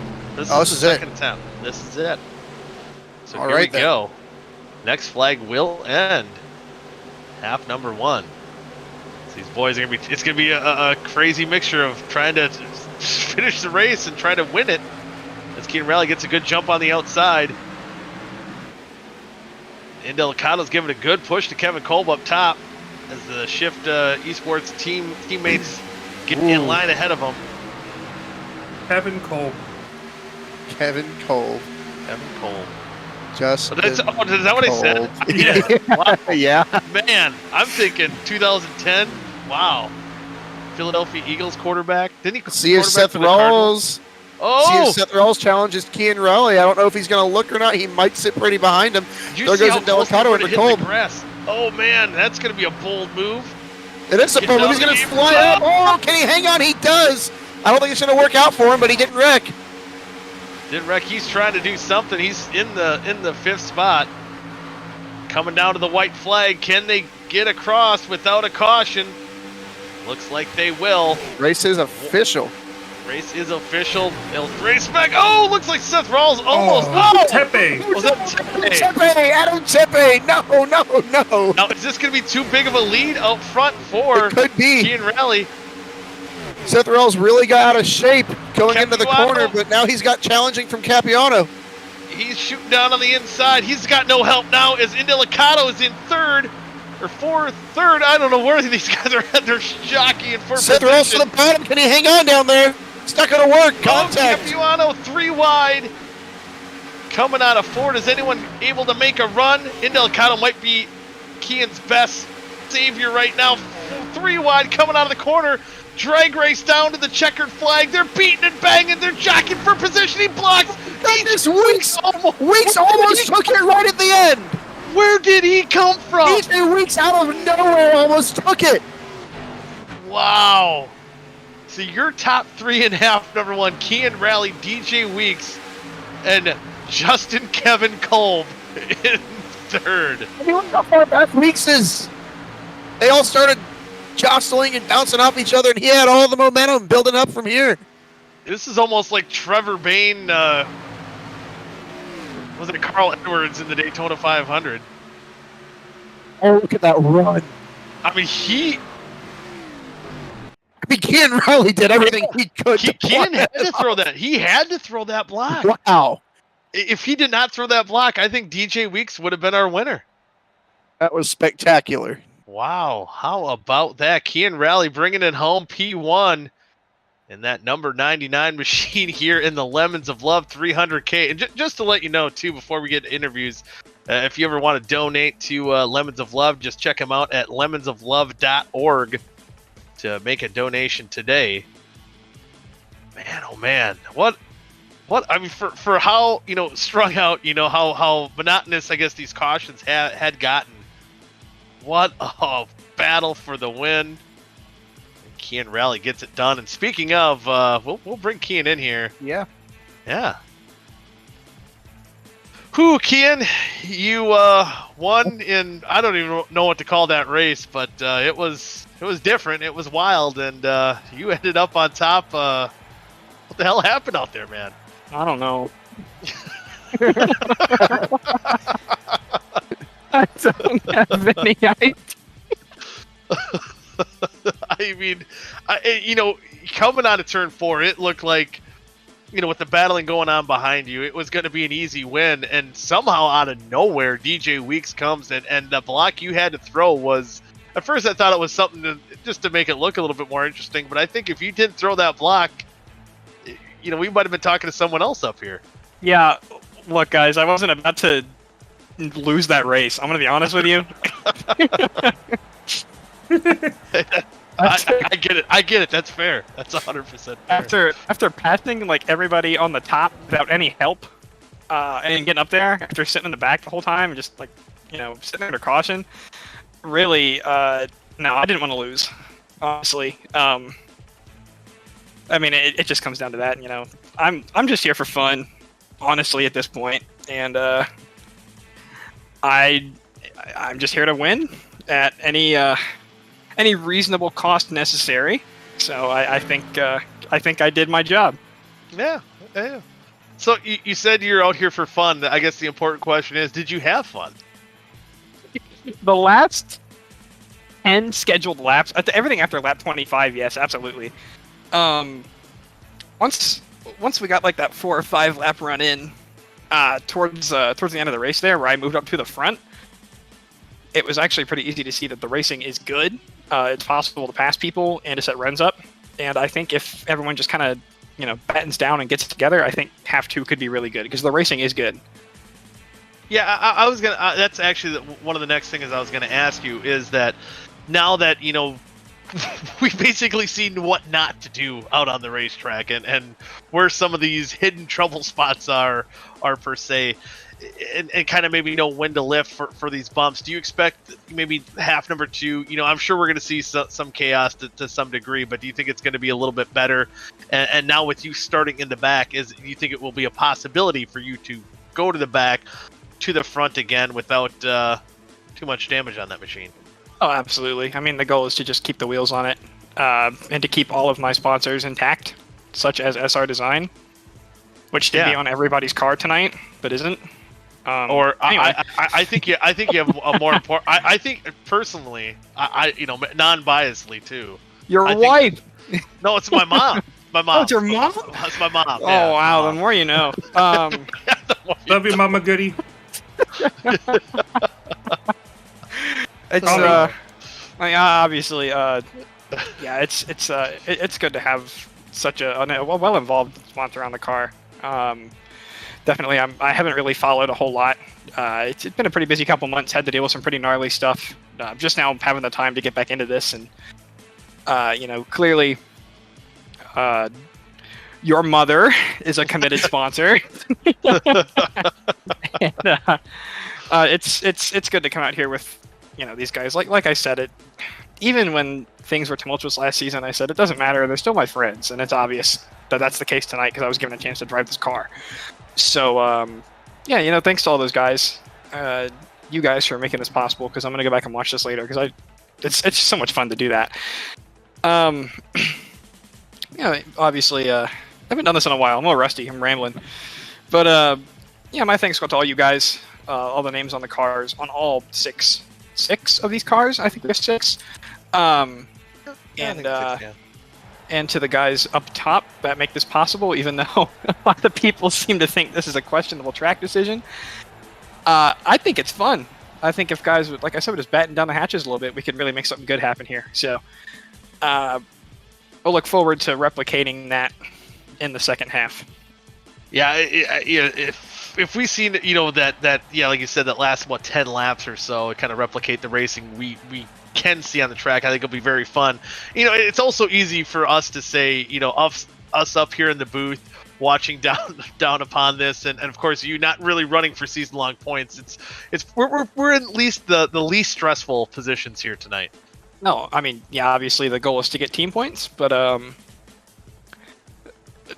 just want to win races. I mean, I only did this a few nights or a few weeks out of the season with obviously all I've got going on, super busy, but it's nice to come out here and have fun and relax. That's what I'm doing. I'm having fun. So as long as I don't get in anybody's way, I think we're going to be just fine.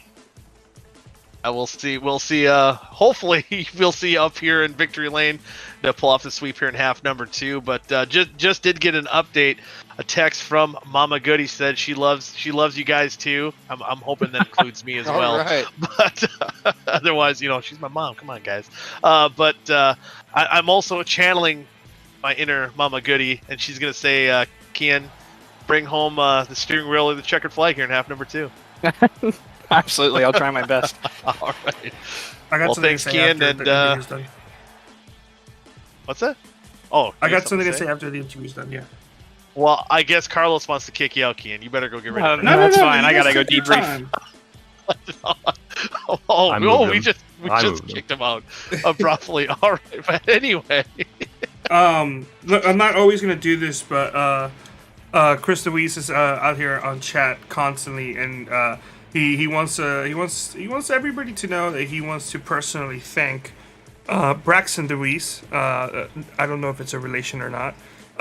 For driving the number 20 Interstate Ford, and he wants Let's give a shout out to his new sponsor for the number 20 Interstate Ford in Miamisburg, Ohio. Not Miamisburg, Florida. Miamisburg, Ohio. Yeah. Yeah, I seen that logo on the hood. It looked pretty cool. I was like, oh, he's sponsored by Ford. He's moving up there. Braxton DeWeese, I believe that he also sponsors him in a couple different leagues as well, or at least a different league I run in. And yeah, I like that. I like that interstate sign. So yeah, we have picks. Yeah, Matt, Oh, yeah. you're first up.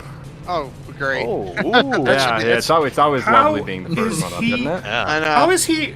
Because he finished last. I Yeah, finished Jordan Tarble last. finished last for me. No, he finished last. I had Yeah, he Jordan fi- Tarble finishing dead last. So let's see. Full field invert, huh? Uh-huh. Well. Who on earth am I going to pick here? Oh, I don't know who's starting up front here. I want to pick somebody who's starting up front. Who do we got here? Have I picked that 98 car yet? In second half? No. All right, I'll take Aldrich. All right. Next up is Carlos as I'm gonna. The first pick that I can actually choose is gonna be Kean Riley, and I'm gonna choose him. Ooh. all right, Goody, you're up next. All right, man. I've been trying to take a peek at who I might go with, but oh man, I told him I was going to pick him before the race. I didn't get a chance to pick him in half number one. I'm going with the new DGG driver. I'm going with Neil Rutt. Right, and weirdly enough, I'm up next. Gosh, I know how it feels now to not suck. So for once in this whole thing, Enjoy it. I don't know. I'm gonna go with Ty McIntitties. Okay. All right. Dallas, you're up. Well, I think thanks to Vic giving me a decent pick last race. He was great first half. I'll take the Thomas Topiano again. Thanks, Vic. Yeah, dude, no problem, dude. Double I down. honestly didn't expect him to finish very well, given that he had to start with Neil. Hey, I'll take it. I need points anywhere I can get it. So There you go. Yeah. I know my points lead's gone.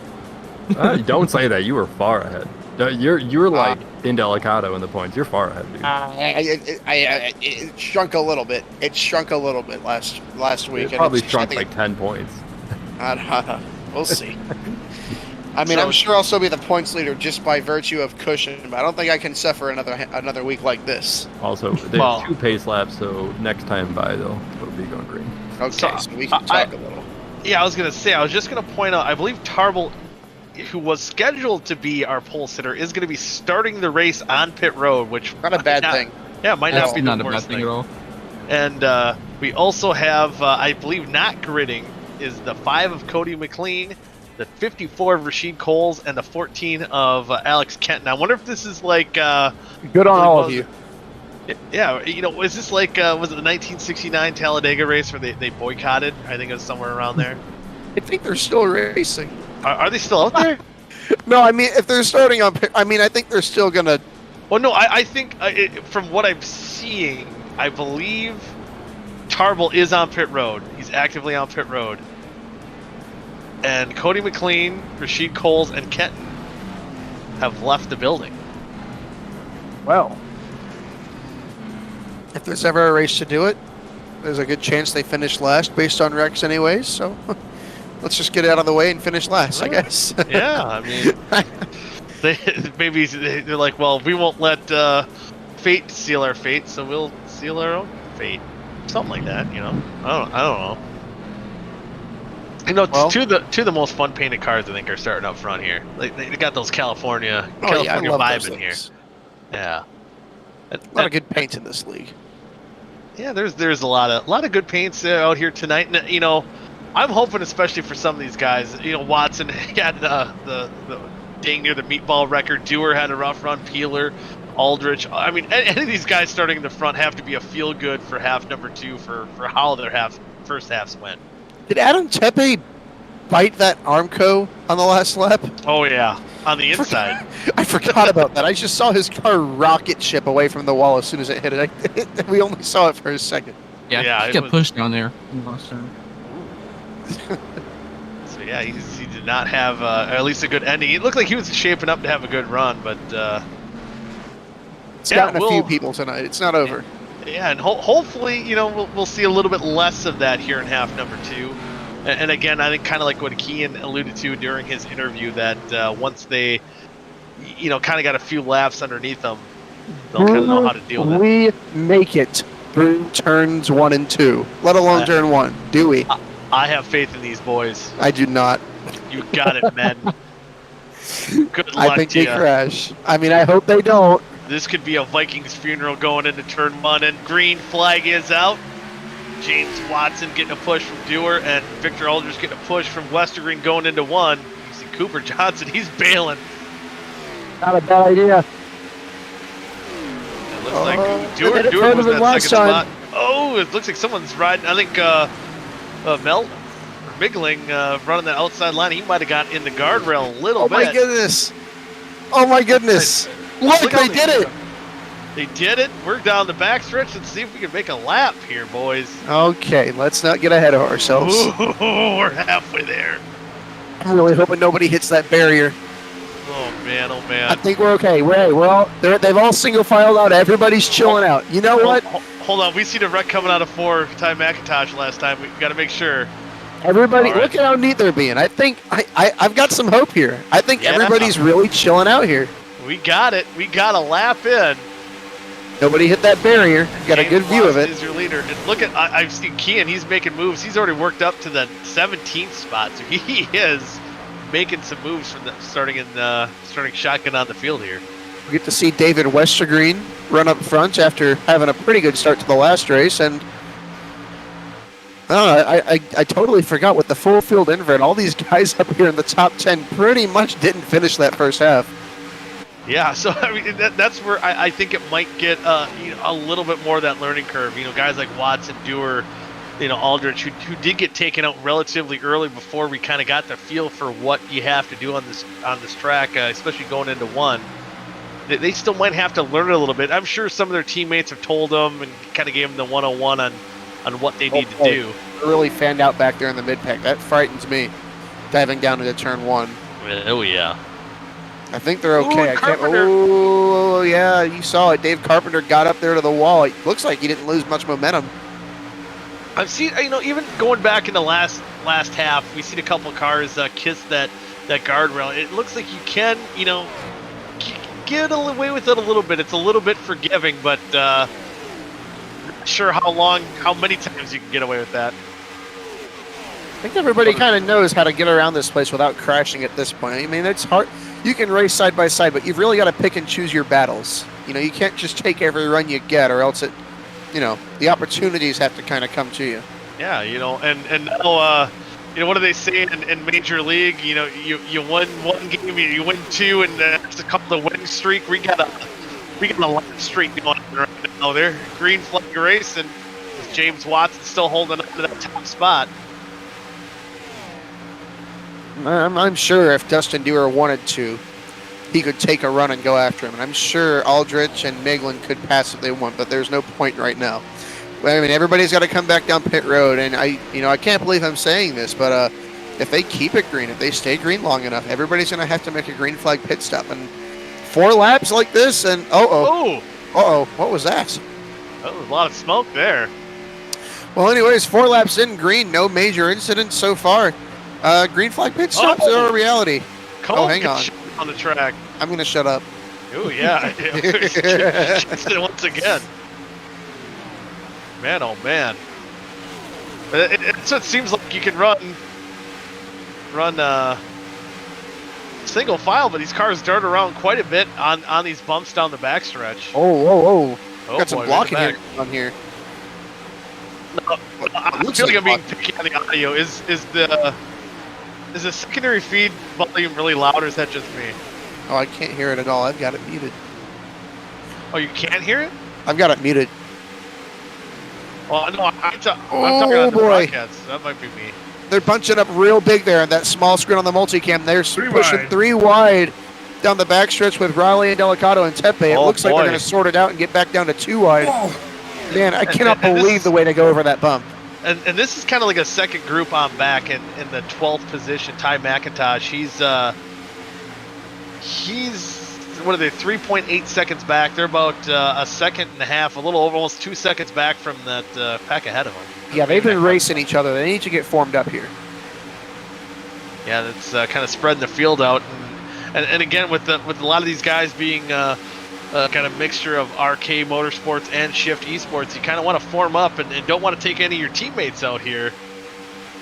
Now it looks like those Esports guys are starting to form up and try to work their way up to the front. I think it's less of a matter of working together and really just not working against each other, because there's not a whole lot of bump drafting here, but just pulling out next to somebody completely, it really kills your momentum. They've just got to stay in line and try and get back up to those leaders. They can pass if they want, but nobody in this pack's in the top 10. They've got to get back up there.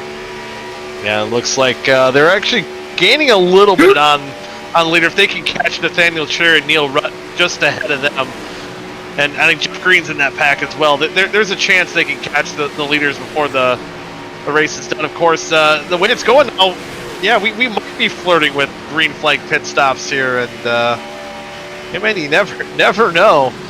And that's one thing too. As you said, especially with never mind. It might be towards the back of the field. I'm not seeing anything immediately obvious. Kynan Jones having a rough night here tonight. Let's see. Ooh, netcode. Netcode. Wow. He was a little out of shape, but I don't think anything bad was going to happen to him. Yeah, I think he could have. He was almost going to be able to correct it, but unfortunately, the 55 Carlson. Yeah, nowhere to go. They had some contact there beforehand. Yeah. Oh man, that was big net code. I think Carlson got the worst of that one. Why does Kyle have his whole first and last name on the back of his car? Anybody that has an initial or a number in their name on iRacing, I changed so that it doesn't show on the broadcast.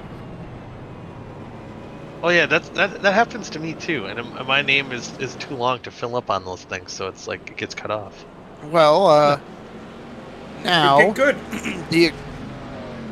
Do you come down pit road? You know, I think this is probably the point where if you're in the back half of the field, I think you do. You gamble, and if you get those cautions like we did see in half number one, if we start stringing these cautions, there's going to be a chance you're going to make it. Not just that first time. I think you come in and top off until it's time to double up. Yeah. Because I think as of right now, they're coming down. They'd have to go 26 laps, and that's a little bit too long. And I think, Dustin Dewar, I think he's going to be the first one down pit road. And wow, those guys staying out really get put. This is a little bit of the opposite. We thought we'd see some guys in the back come down pit road. No, a lot of our leaders came down pit road, and the back guys stayed out. And I would say this is probably a 60% pitted, 40 stayed out, roughly. I think this is definitely trying to get track position and anticipating the field needing to pit again. Yeah. The cars, your top 9 do stay out. Dustin Dewar did. He came in second. He'll be leaving 10th. So, not the worst, but it's still going to be more traffic he had to deal with all of the second half here. Nathaniel Cherry is the first car that wasn't in that lead pack. It was just Watson and Miglin in that lead pack that stayed out.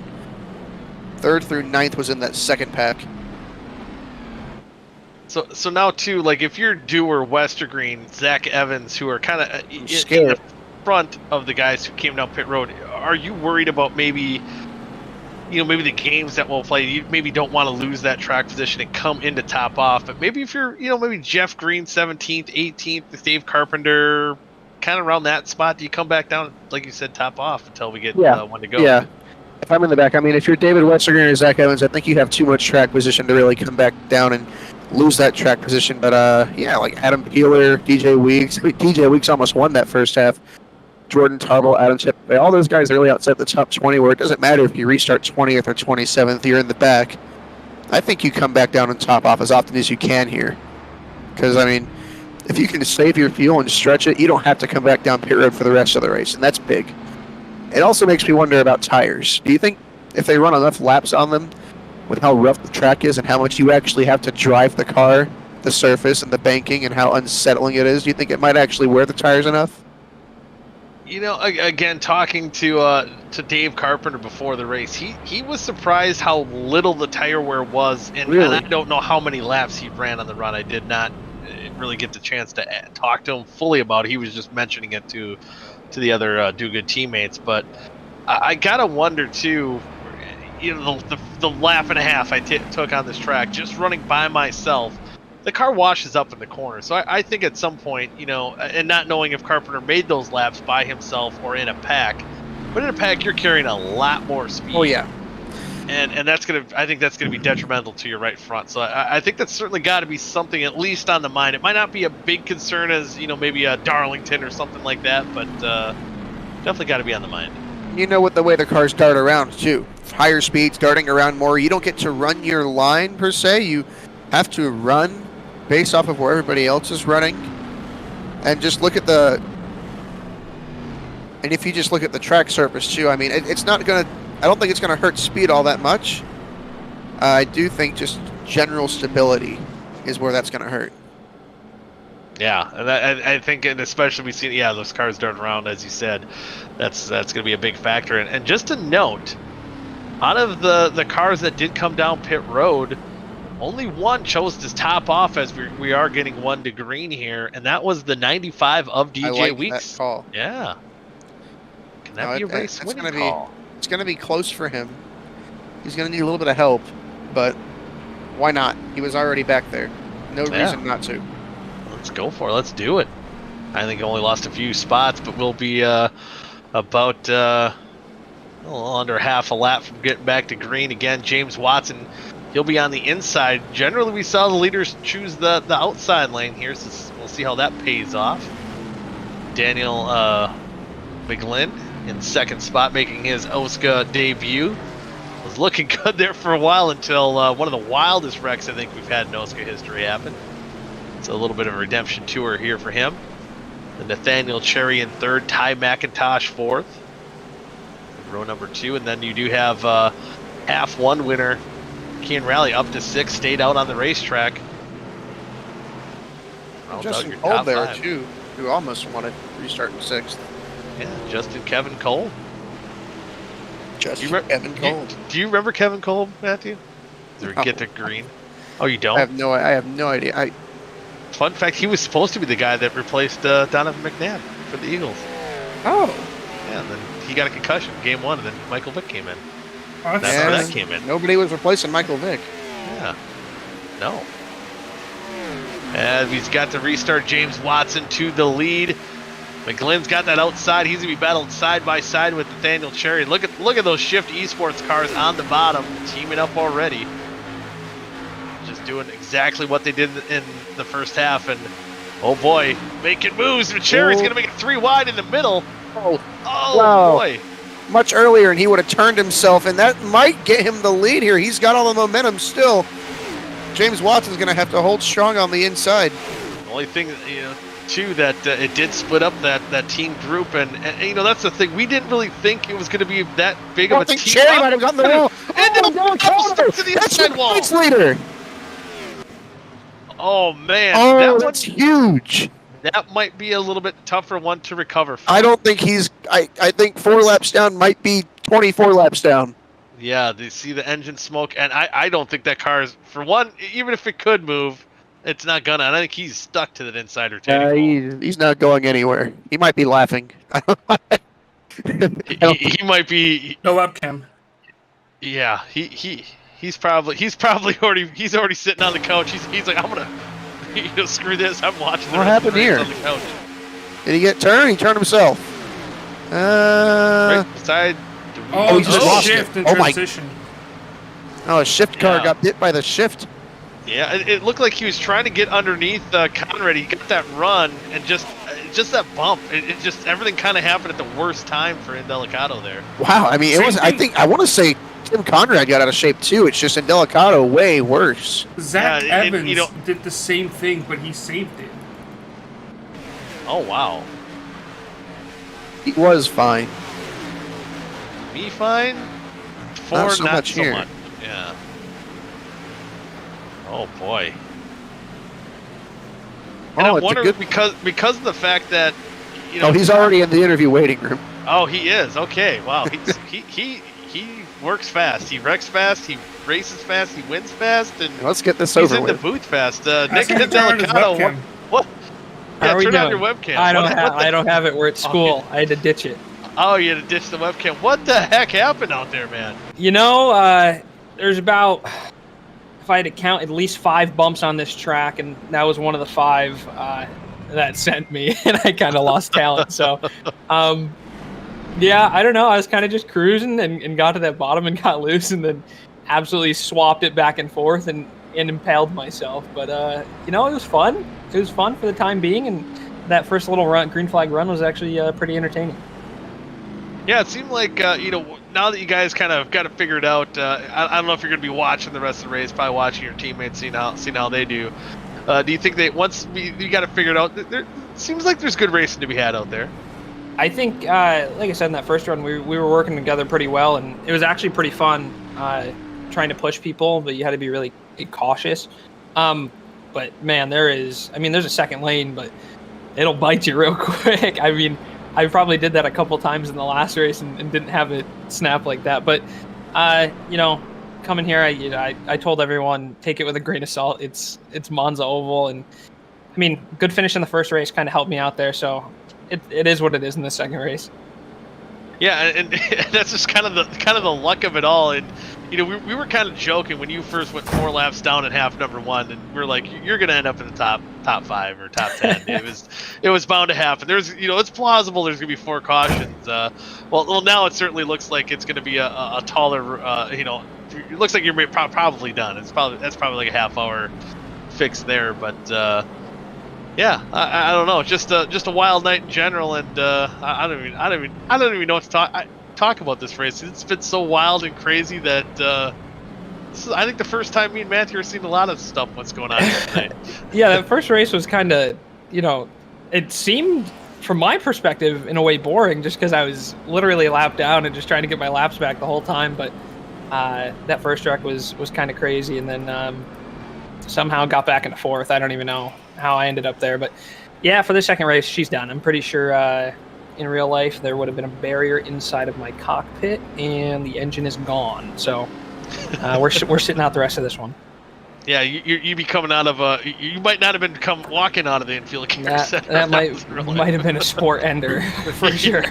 Well, just like Jeff Gordon in Charlotte 2007, you have a massive points lead, so you're gonna be fine. Yeah, let's hope. I don't know. I don't know if we're going to be racing next week. I don't have Motegi. I think that's where we're at next week, but we'll see. Hopefully the points lead will help out there a little bit, though. Yeah, hopefully we get something figured out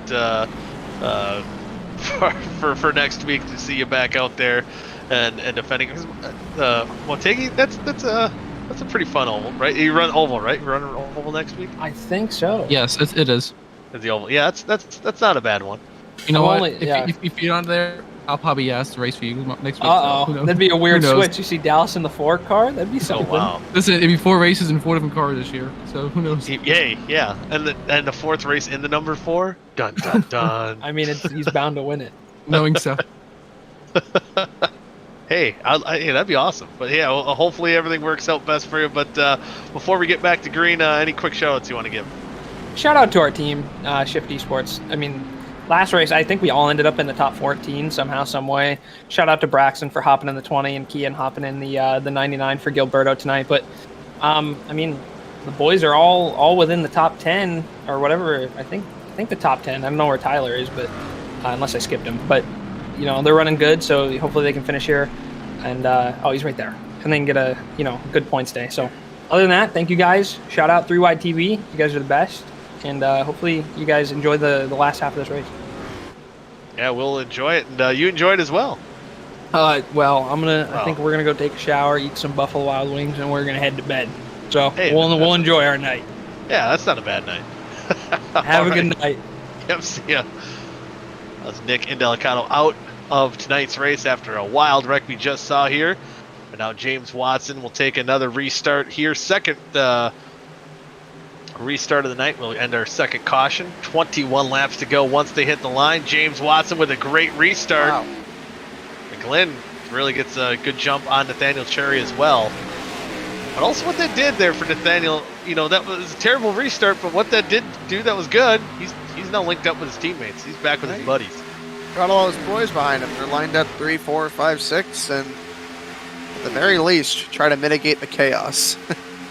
Yeah, and then, it's a good spot. Ooh, McGlynn makes a block up to the top. See if he can get a run on Watson. And that's got to be the hardest thing, too. Even, Indel kind of talking about these bumps. And when these moves are being made on the front stretch or the back stretch, it looks like even defending is a big gamble because you don't know if you're going to hit a bump. Don't know if the car is gonna shoot out from under you. Although we do see Nathaniel Cherry going for it. It looks like he's got help, too, from Kean Raleigh. It looks like those bumps, at least out of turn 4, are worse on the bottom than they are on the top. I was a little nervous with these bumps and how they're racing side by side. Caution's out. Must be towards the back again. I'm not seeing anything up here. I think am Jeff seeing Green Jeff Green involved. fall down the running order. Kean Raleigh, Adam Tepe might be another one as well. They're with the 73 again. Oh no. Oh no. First one was mostly netcode. This one, well, he's not close to Jeff Green. Oh, he's up there. Carpenter. Jeff Green is destroyed, but it was not the Yeah. start of it. These wrecks just happen so fast. I mean, it seemed like there's not much. Ooh. Another T-bone there. It seemed like there's really no time for how we've seen this, countless times here tonight. There's just no time to react for this wreck.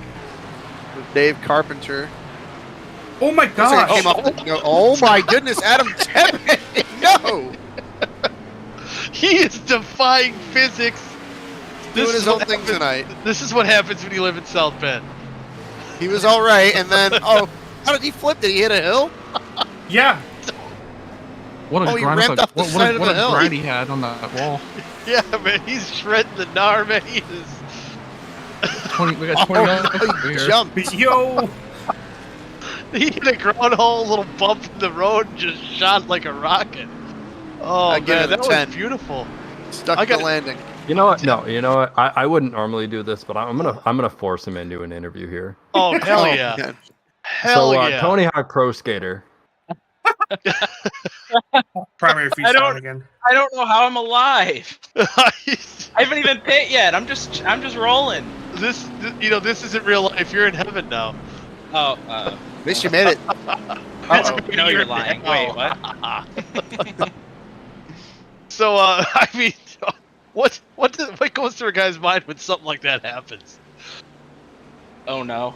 Dude, I thought I had it missed, and then I see a ramp, and I'm like, oh, that's not good. There's a ramp down there? I didn't see the ramp. I thought you just hit a glitch or something. No. Yeah, if you go back and watch my in-car, there is like the hill that's like on the inside there. There was like a little bump on it, and I just ramped right up over it. Oh man. So was that yeah? I mean, do you feel like how like Tony Hawk would feel after a stunt like that? I know what a bird feels like. Not Tony Hawk, but and like Hawk's a bird. It counts. Yeah. We've seen cars fly off the racetrack. I mean, at least for you stayed in track. I'm happy to report I only have 3 minutes of optional. Well, ow. You flipped. Yes. Yes. I'll see you guys back on track here in a little bit. Yeah. Well, yeah, not bad. So, hey, we're still counting you in for a win, huh? Sure. Yeah. Hey, we're gonna do it. It's a long race. Yeah. So is that how those dirty boys do it in South Bend? Hit jumps like that and shred the gnar? Absolutely not. I've never seen one person do. I'm the first. I'm the best. I am the best. I am the best. Thank you. While you're getting your car fixed, before we let you get back on the track, any shoutouts you want to give? I don't even know what's going on anymore. I don't know what's real. Man, I don't know. VRA, that's my sponsor. Yes, VRA Racing Tuesday night. If you want a fun league to race, and go there. What are you saying? You're not having fun? They don't pay me enough for this. They don't pay I don't know how to do a promo. How do you do? Someone do it for me. One of you guys know what you're doing. I think what you mean is if you want some exciting Gen 4 racing, it's not broadcasted or anything. It's just exciting and it's good old time. 7 o'clock Eastern, VRA. Come join us. It's come race with me. About halfway through the season. Yep, yeah, you Carlos get to race with there. Carlos. Yep. Carlos is Goody, there, usually behind Goody me, but he's there. Goody chooses not to participate. He's he's too good for us. Hey, who says I might not make a run? Good. You know, too soon. Yeah. Goody ran what was the ladder series and like won the first 2 races. Yeah. Now we can't get the man in there anymore. Yeah. It's kind of a different league, but you know. Hey, you never know. You might see me back out there at some point. I'll get you a muskie. Hey, now we're talking. Primary feed's back. Good eat. Yes, they do. I mean, yes, they are. Well, best of luck to you, I guess. I don't even know what to say to you anymore. Thanks. I'm gonna try not to do that again. But yeah. No promises. Well, I mean, if you know, worst comes to worst, you know an escape route in case the track's blocked. Yeah, you're right. You're right. If you jump over a wreck, Dukes of Hazzard style, land on all 4 wheels next time. Oh, I just can't wait to get out of the car and go watch that. It's beautiful. All right, we'll get you back down with your Soul Shore Racing buddies. Thanks for joining us, Adam. Yeah, you have a good one. Yeah, you too. So we do have kind of Jones in the infield care center too. We'll try to get him up. Maybe next caution, as Dustin Dewar is in the lead after our leaders did come down pit road. I mean, it's interesting to see if these guys can make it the rest of the way on fuel. I mean, it's got to be close. But again, the potentially more green flag runs this lap or this half. I don't know if it's going to work as well as it did in half 1 as it did for Carpenter and Neil Rudd.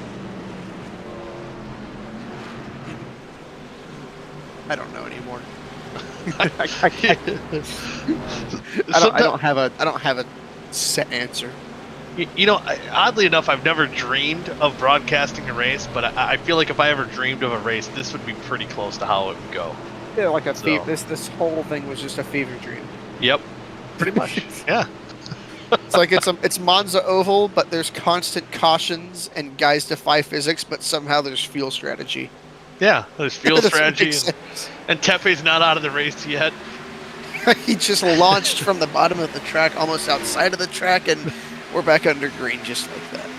We are back under green. Dustin Dewar Carpenter taking the lead up on that top side going into turn 1. With Darren Staff on the inside, the young buck trying to hang on to that second spot. See what Blaine Dewar chooses, see where he wants to get his help from. Is this going to be from his do-good teammate? Yes, it will be. Oh, Neil Rutt. Oh, he gets a block from Darren Staff. Almost a DGG do-good group up front now. So it's been, generally these cars that have been up front have had some help. It's very rarely we've seen a car kind of on its own. I guess Watson, he was leading the race there, so I guess that kind of foils that. But in general, these guys have kind of grouped together to be up front. I don't know if you saw it at the bottom of your screen. James Watson way out of shape there. Almost lost control of his race car. And they're starting to get real rowdy up here at the front, right behind Dustin Dewar, 2 by 2. I got it sorted out a little bit, but they're really starting to get racy here. Oh, Zach Evans out of control. He saves it. Guardrail kind of guided him into the right direction. Will stay green here. 15 laps to go. Dustin Dewar trying to hold on to that top spot, trying to hold off Dave Carpenter and Darren Staff, and it's now this is starting to look like a regular restrictor plate race here. Yeah. Dewar's just trying to throw blocks in either lane. Oh, you reckon? In the wall. That might be big. That is a big one there. We see the pace truck is in fact leaving pit road. Yep, I'm sure the ambulance is soon to follow. As we see that 39 car of Jordan Tarbell, his car got mega upset. Oh, he got up there, made contact with Kian. Kian saved it, but I don't think anybody else is as fortunate. Oh my goodness. Ooh. McGlenn around. And it was the 2 Miss Goodies cars getting together. Oh, man. They're fighting over Miss Goody supremacy. I know. Everybody's fighting over Miss Goody's love. That's right. What? Sometimes I got to as well. Mama love me. I'm sure she does. It's Oh, okay. Zach sneaking through there. Me fine. He had clinch butthole. Oh boy. Well, you came out and said it. Hey, you know what happened. I'm sure. Ooh, I think Deweese everybody up knows. top there. Yeah, Deweese definitely had that going on. And Tarble there for a minute there. Kitty Wampus. I'm surprised he was able to get going. You seen the rear wheel off the ground, just enough traction on that. What's that? Oh, yeah. I thought he got involved, and you said he was able to keep getting going. Tarble. Get back going. Yeah, Tarble. Yeah. Yeah. Tepe, I believe. Will he get his lap back here? He's lap down. Yeah. Oh, he's getting his lap back. But after that, we'll bring up a guy who definitely did not have the best of nights. Kynan Jones. Kynan, kind of a wild ride, especially here in half number 2. Net code was kind of an unfortunate circumstance for one of them. Kind of hard to tell exactly what started that second one. As we're asking everyone, it's been a lot to unpack mentally. But what happened there under that last caution? So what I saw inside the cockpit is I had seen the 20, and I know it's the 20 just looking at the position of the cars and such, but I saw him get into the wall going into turn 1 and then fly through the air through turn 1 and 2. So me being me, I slammed on the brakes to avoid a wreck, which I thought was happening, but then Dave then didn't slow down as much, went to the inside, bit of netcode, which then spun me around. I would have then been fine. I was starting to spin back up the track, but would have maybe collected the wall slightly, but then just cars behind, not knowing what the middle pedal is. Since there's 3 pedals, there's one in the middle, which is very useful. It's a brake, but just real unfortunate, and the engine is now blown up. Oh no. And that's what it seems like too. And even some of these wrecks happen so fast, and some of them defy even iRacing physics, I believe. Way beyond real life. But as far as your enjoyment of the track here tonight, we've had some mixed reviews, and even guys who had bad nights liked it, and some guys didn't. I'd say it's about 50-50. What's Kynan's take on the old Monza Oval? Well, it's a track I've been wanting to race for a while, but haven't had the opportunity to. But first time on it, I really, really enjoy it. Yes, it's very chaotic and dangerous, especially with the Armco sticking out going into turn 3 and turn 1. But it's part of the fun, even if you have to kind of play chicken with it a little bit. And because of that, in the first half on lap 40, did get into Tepe, which then ruined his race, which I am sorry about, but there's with the wall coming up at you so quickly, it's very dangerous, and half the time you don't even see it until you're already in it. So it's very dangerous, but it is enjoyable in its own scary way. Yeah, it's almost like it's the thrill seekers track. I think we can call it. Yeah, that's definitely one way of explaining the appeal to it. As we get the 1 to go to green, we got a little bit of time left for us to wrap up the interview. But before we give you your shout outs, next week we head to Motegi Oval, and that's I guess a little less unorthodox of an oval, still a little unorthodox. But what's kind of your outlook going into next week? Well, earlier this week I had bought it for the first time for Redacted League, which we were a part of, and didn't finish that race. So far I have 100% failed to finish. So not the highest expectations, but going to try pick up some points and just stay inside the top 6. Hey, at the very least, you bought a track and you get to use it again. So hey, that's a good sign. I mean, that is true. Yeah, hey, you got to look at the plus side sometimes. But before we let you go, any shout-outs you want to give? Yeah, the main shout I want to give for this week and a couple more weeks to come is Team Watson Setup. They have came on board and helped out with Mid-Ohio, which has helped out a ton, just especially with having buy-free tracks. So check them out at teamwatsonsetups.com and use Wattspin39 for 10% off at checkout, as well as Nurse Aviator on Twitch. Currently live, hasn't been the best night for the team, but I just want to also quickly thank y'all for coming out and watching, and the broadcasters for putting this on. Heck yeah, well, thank you, Ken, and hopefully at least it's entertaining on that Nurse Aviator Twitch stream.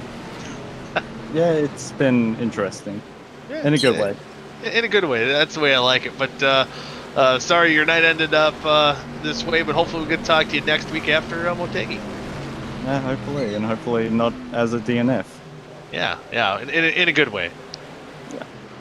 All right, thank you very much. As we get ready to go back to Green Flag Racing, Dustin Dewar going to lead the boys to Green Flag with only 11 laps to go. I think the question still will remain, is see Dewar getting a pretty good jump. He's going to try to stay with his teammate Dave Carpenter. You know, I got to wonder, because it's just been a little different.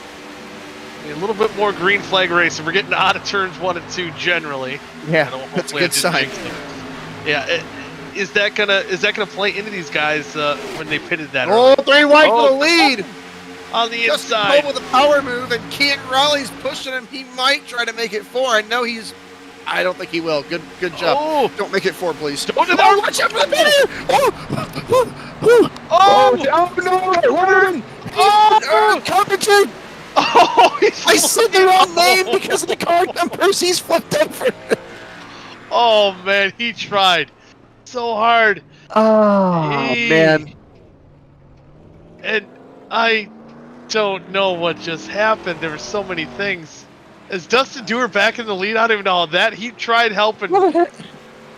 He was, in my best view of how that wreck kind of started, you see Dewar in that sucker hole, and it looked like he was going to fall back. Oh, he went for a ride. Yeah, oh, he almost hit I that want an onboard. tree. I want an onboard to that. If you're prone to seizures, this is your warning. I want that, and I want Freebird playing over it. What was that? That was a crazy netcode too.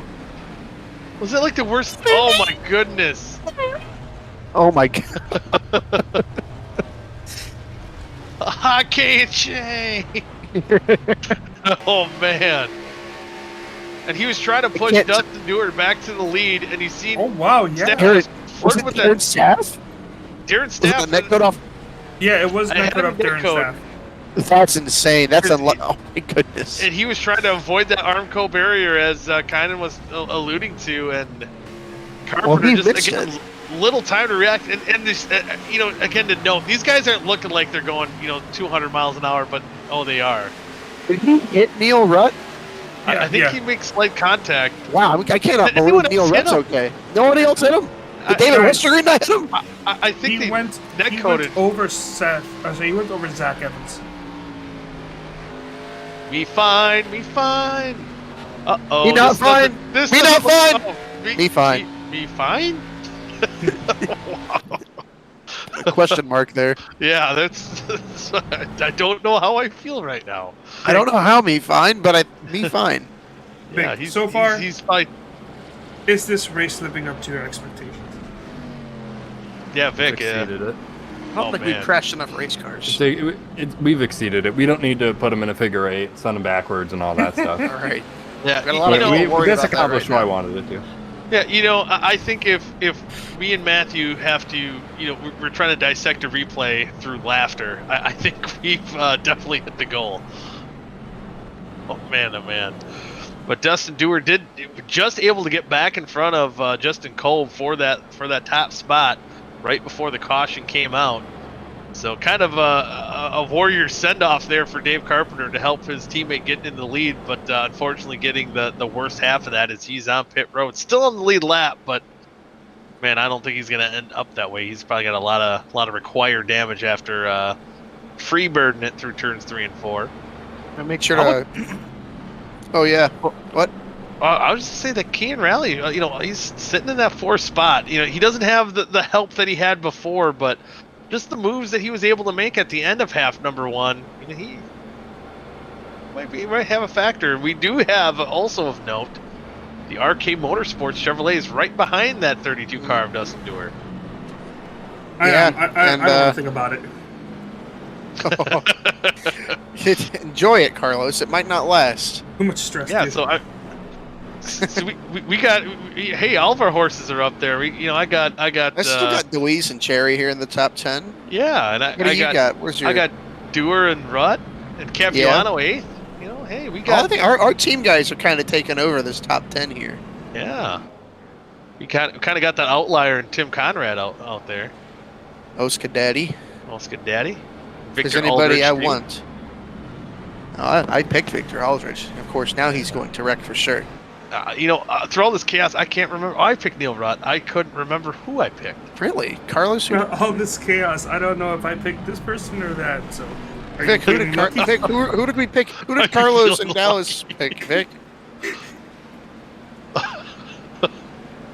I don't know. Vic, I see what you have there. Okay, sorry. No, I'm here we go. Matt, you picked the 98. Goody picked the 66. Dallas picked the 21. Carlos picked the 99, and I picked the 10.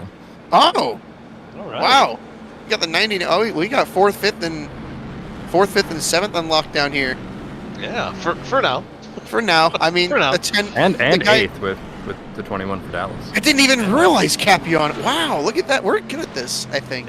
Well, the race hasn't ended yet, so. Yeah, we still got seven laps here to settle this out. Once we get going back to green, and looking at all the cars on lead lap, and that somehow still includes Dave Carpenter, who is going to be the last car that's coming off of pit road on lead lap. Right. So, man, who would be the favorite out of these 20? I think most everyone has. Yeah. I think most everyone. Carpenter. He would need probably a lot to happen the way that car is probably looking at this time. But the top 19 cars, I think, still have a puncher's chance to win this thing. I mean, we're including Adam Tepe too, who also flipped over. Yeah. It depends on, I guess, on what his horsepower is looking like, or. It just all depends on how chaotic these last 7 laps will be, and with just a few short moments, we're about to find out. I'll tell you, we haven't had a truly massive crash yet, and I'm not saying we will, but we definitely will. And I'm not saying we will, but we totally will. With this many cars left, a lot more cars left at this point in the race than we did in that first half, and the intensity, as you could tell. I mean, they went 3 wide for the lead off of 2, drag raced it all the way down the backstretch, and I think Kian Raleigh, with a little bit more momentum, was going to shove it 4 wide. I think the intensity is building here as we restart here to go 7 more laps. Or more. Or more. As the green flag's back out, Dewar now doesn't have the benefit of a teammate, but he will get Darren Staff to push him up to the lead, but he's got those RK Motorsports Chevrolets right behind him. 2 by 2 as they settle it out. Ooh, try not to make contact there. Through the corners. Oh! Looks like Kolb got a little loose off the corner, and that top line getting more help. Dewar's staying in the bottom with Darren. I like Darren. I like the lane Kolb's got on the top. Kolb's going to take it here. He's going to take it there. He's going to have that high, wide, and handsome momentum. Oh, but the other thing, you got the Armco barrier up top, and he looks like he scrubbed it, but able to hang on to it. Side by side coming out of the corner. Oh, Kolb gets loose. Kolb's got to be careful, though. He's got the guy who won the first half pushing him out to a lead, and Braxton DeWeese, who was running good before that. Top lane is moving. And here come those Shift Esport Fords, the S2 Racing Fords coming up to the top. And we're on board with Justin Kolb, keeping it calm behind the wheel. Oh, he's got that Yankees hat. Can we blur that out, Carlos? No. He's paying for my MLB TV subscription, so. Oh, fine. I'll put up with it. All right, so they started to train a little bit, which is good. We got to make it to the white flag.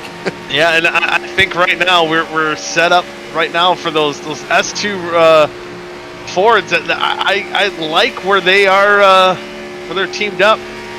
Sitting in the second, third spot. They can team up. There goes DeWeese. Oh, they just went double file through there to turn 1. Oh, we got a caution. Caution towards the rear of the field again. Sure, Seth Rawls. Seth Rawls.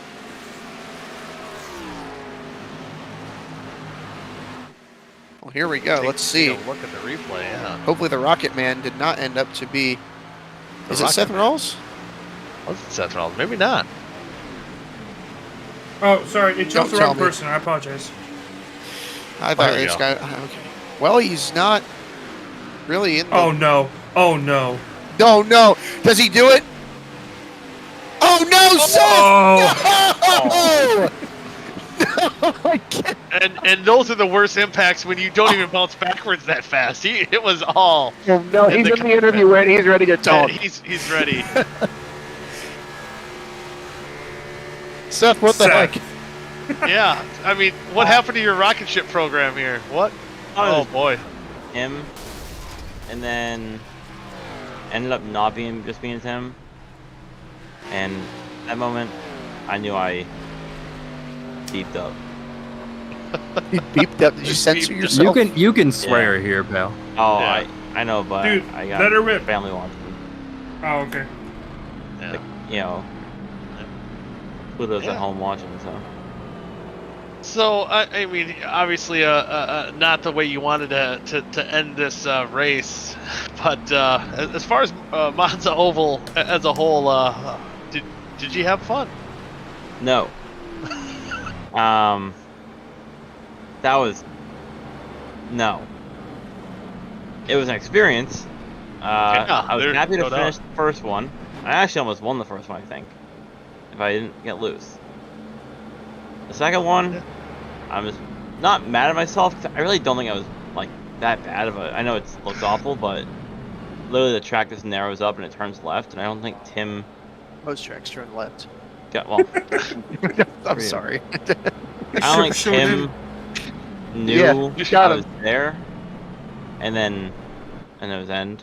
So, but you know, gotta you know, yeah, that's tough. So I was really looking forward to finishing the race. Yeah, it looked like a lot of the Shift Esports S2 racing guys were running really well here in even in the second half. You guys were teaming up. I think kind of the first team to really towards the end of half number one to really show that you can team up and form groups and take your way to the front. So they're at least they're still at unity for the team, but unfortunately for you, it didn't end up too well. But next week we go to Twin Ring Motegi Oval, and I know as Kynan said, League Redacted ran there the other night. What's kind of your outlook going into next week? I struggled at first, but you know I had the greatest spotter in the world on my side and helped me get around there. So I'm really excited for it. I'm not sure, Vic. Can you answer this question? Do you know if it's going to be a high downforce or low downforce? Has anyone done any laps there? I don't recall what it is, to be honest. I think it'll be a good race if it's low downforce. If it's high downforce, it's going to be interesting. But I'm really excited to get the SR Design 25 with launch partners on the hood. Hopefully back in the right spot for the points. It's a tough blow. I'm going to admit I was sad. I don't know. I think it's a product of the track, unfortunately, and it's got me. But, you know, thank you for having me. Go check out SethRollsDesign.com for paint schemes, logos, you name it. Thank you guys for the broadcast on. I'm going to go hopefully cheer the team on to win. Yeah, looking to be good shape. I like where you guys are sitting in second and third right there. I think they're in good shape to do something dangerous here. Actually, should I go back out? I'm not sure. I got 50 seconds left on my toe. You really think? Hey, Carpenter's on the lead lap. Anything's possible.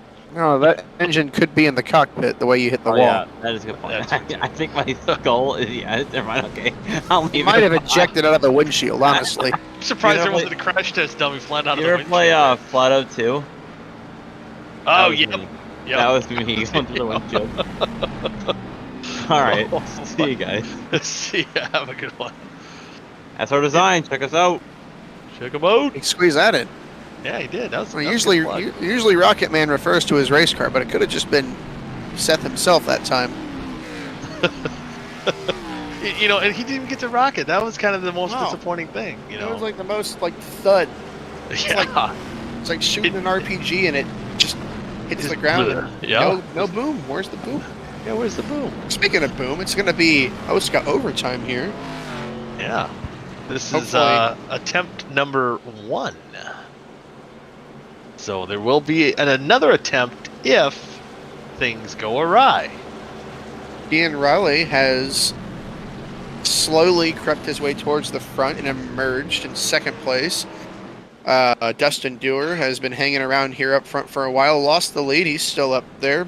And Justin Kolb is now going to be the leader here coming to the restart. And just how things have worked out too. The S2 Racing team Fords are separated now from third to second, but behind him you do have Capuano and Dewar on that top line. See that plays out. Even Kolb's got a little help there as well. Right behind the car behind him is Darren Staff restarting in the fifth position. So if things get fanned out, he will have a little help nearby, but we'll see how it goes. It's a green-white checker. This could be every man for himself here as well.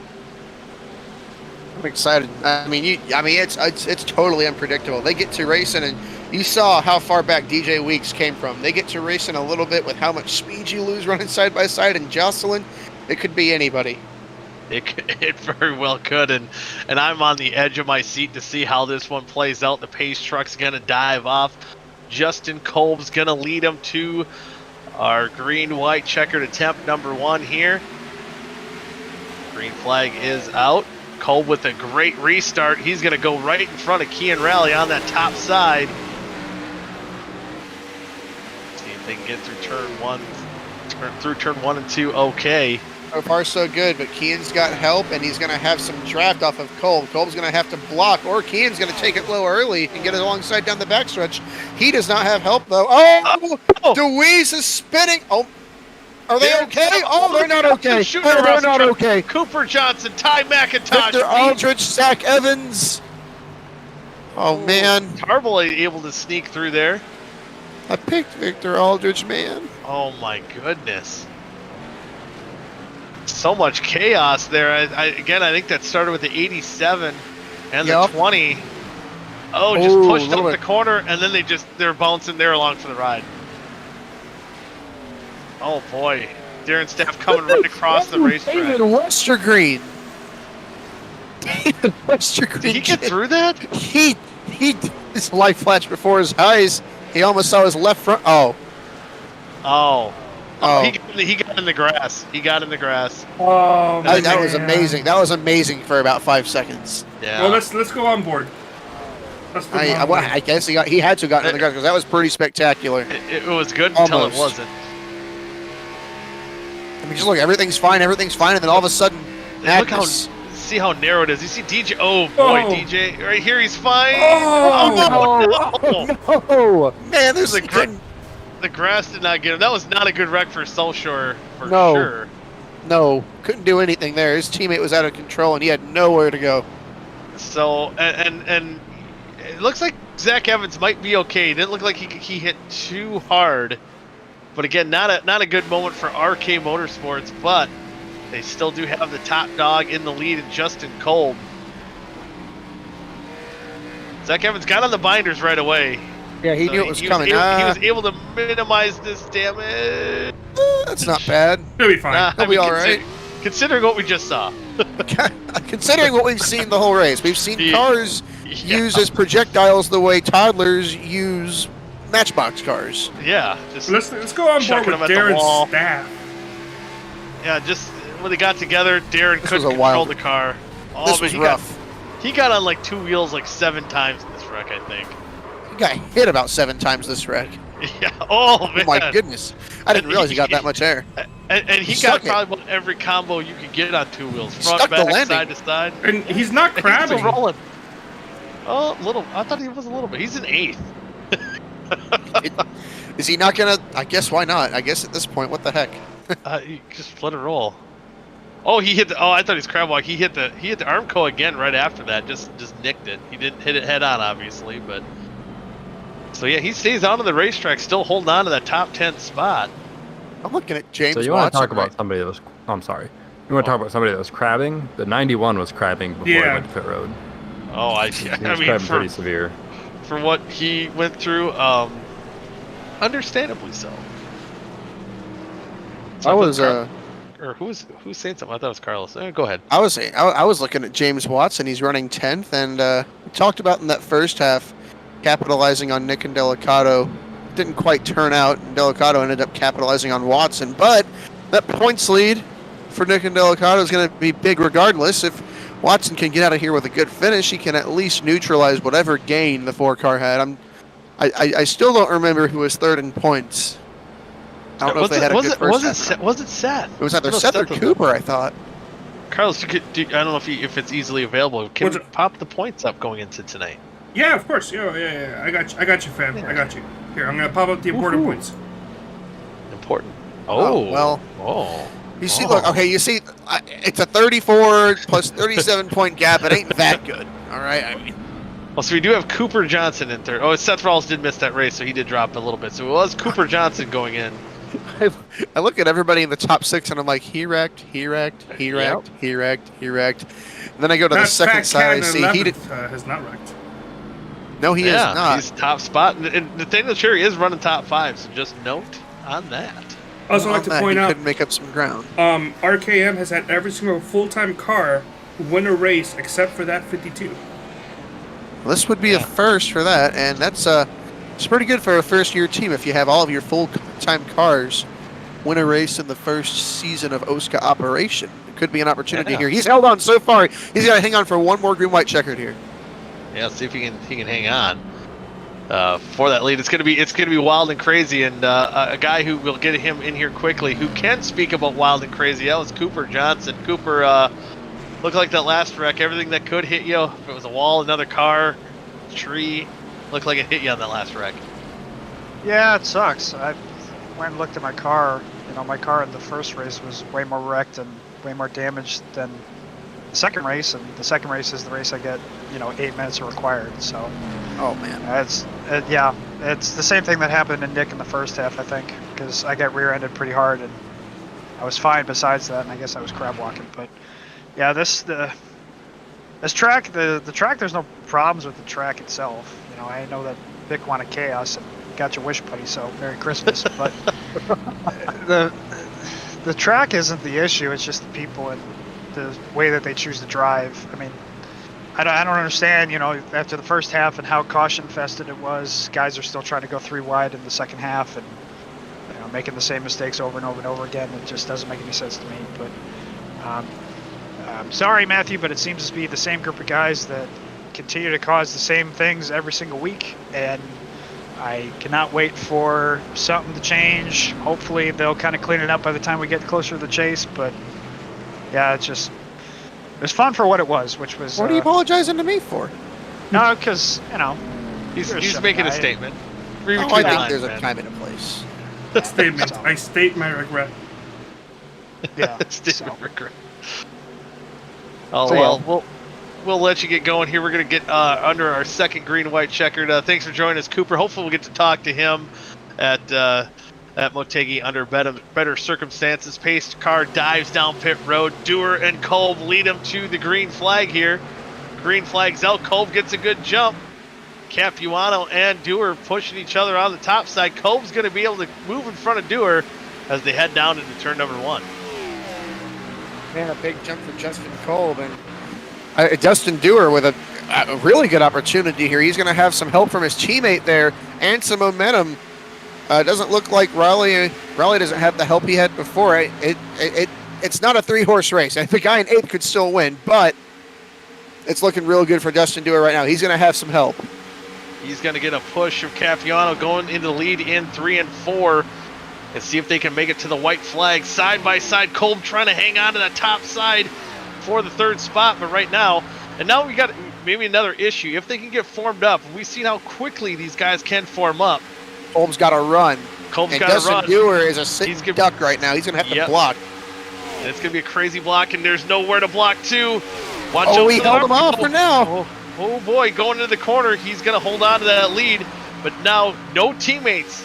They're all spread out top 3, and we're going to see who's going to mano here coming out of turn 2. Kolb should have another good run to get a chance to get to the lead, and he will. He gets to his outside there, and I don't know if Kean Relly's fit with sitting behind anybody. and I think Dewar's gonna hang out, but looks like Kian's gonna choose. Oh, I thought he was gonna make. Oh, turned him! Turned it! Oh, it's a huge wreck. Nathaniel Cherry scoots by. Kolb is gonna get into the wall and save it. Kian is gonna win this race. Oh, he He's gonna doesn't pull save the it. sweep. And they're still trying to figure it out, but come to the line, it's gonna be Kian rally Nathaniel Cherry across the line. How about this for Shift Esports? 1, 2, 3. Braxton DeWeese is gonna somehow finish third. James Watson fourth. Jordan Tarble fifth. Adam Tepe sixth. Zach Evans seventh. David Westergreen eighth. Ty McIntosh ninth, and Victor Aldrich rounds out your top 10. I wasn't expecting that. I thought the 99 was going to make a move, and then he tucked back in, and then he turned Dustin Dewar. I don't know what happened. It might have just been bad timing. He might have hesitated and hooked him instead of getting behind him. Or did he touch him? Did he touch him? We didn't get a really good angle coming through that wreck there. Oh, he didn't touch him? No, I think. Oh, no, he between the didn't touch 52 him. and 32. I thought Kolb had this saved. I didn't realize he pancaked it that hard. Oh, and he backs up, trying to hang on to it. And Kolb finishes 14th. Dustin Dewar finishes 17th, and having a chance to win going into turns 3 and 4. Where did Braxton DeWeese finish third? How far back was he? Oh, my goodness. Enough to dodge that wreck. And how about that Jordan Tarble, too, getting the top 5 here tonight. James Watson. James Watson ended up coming home fourth. That's big for him. That's a 20-plus points saved from that 4 cars gap.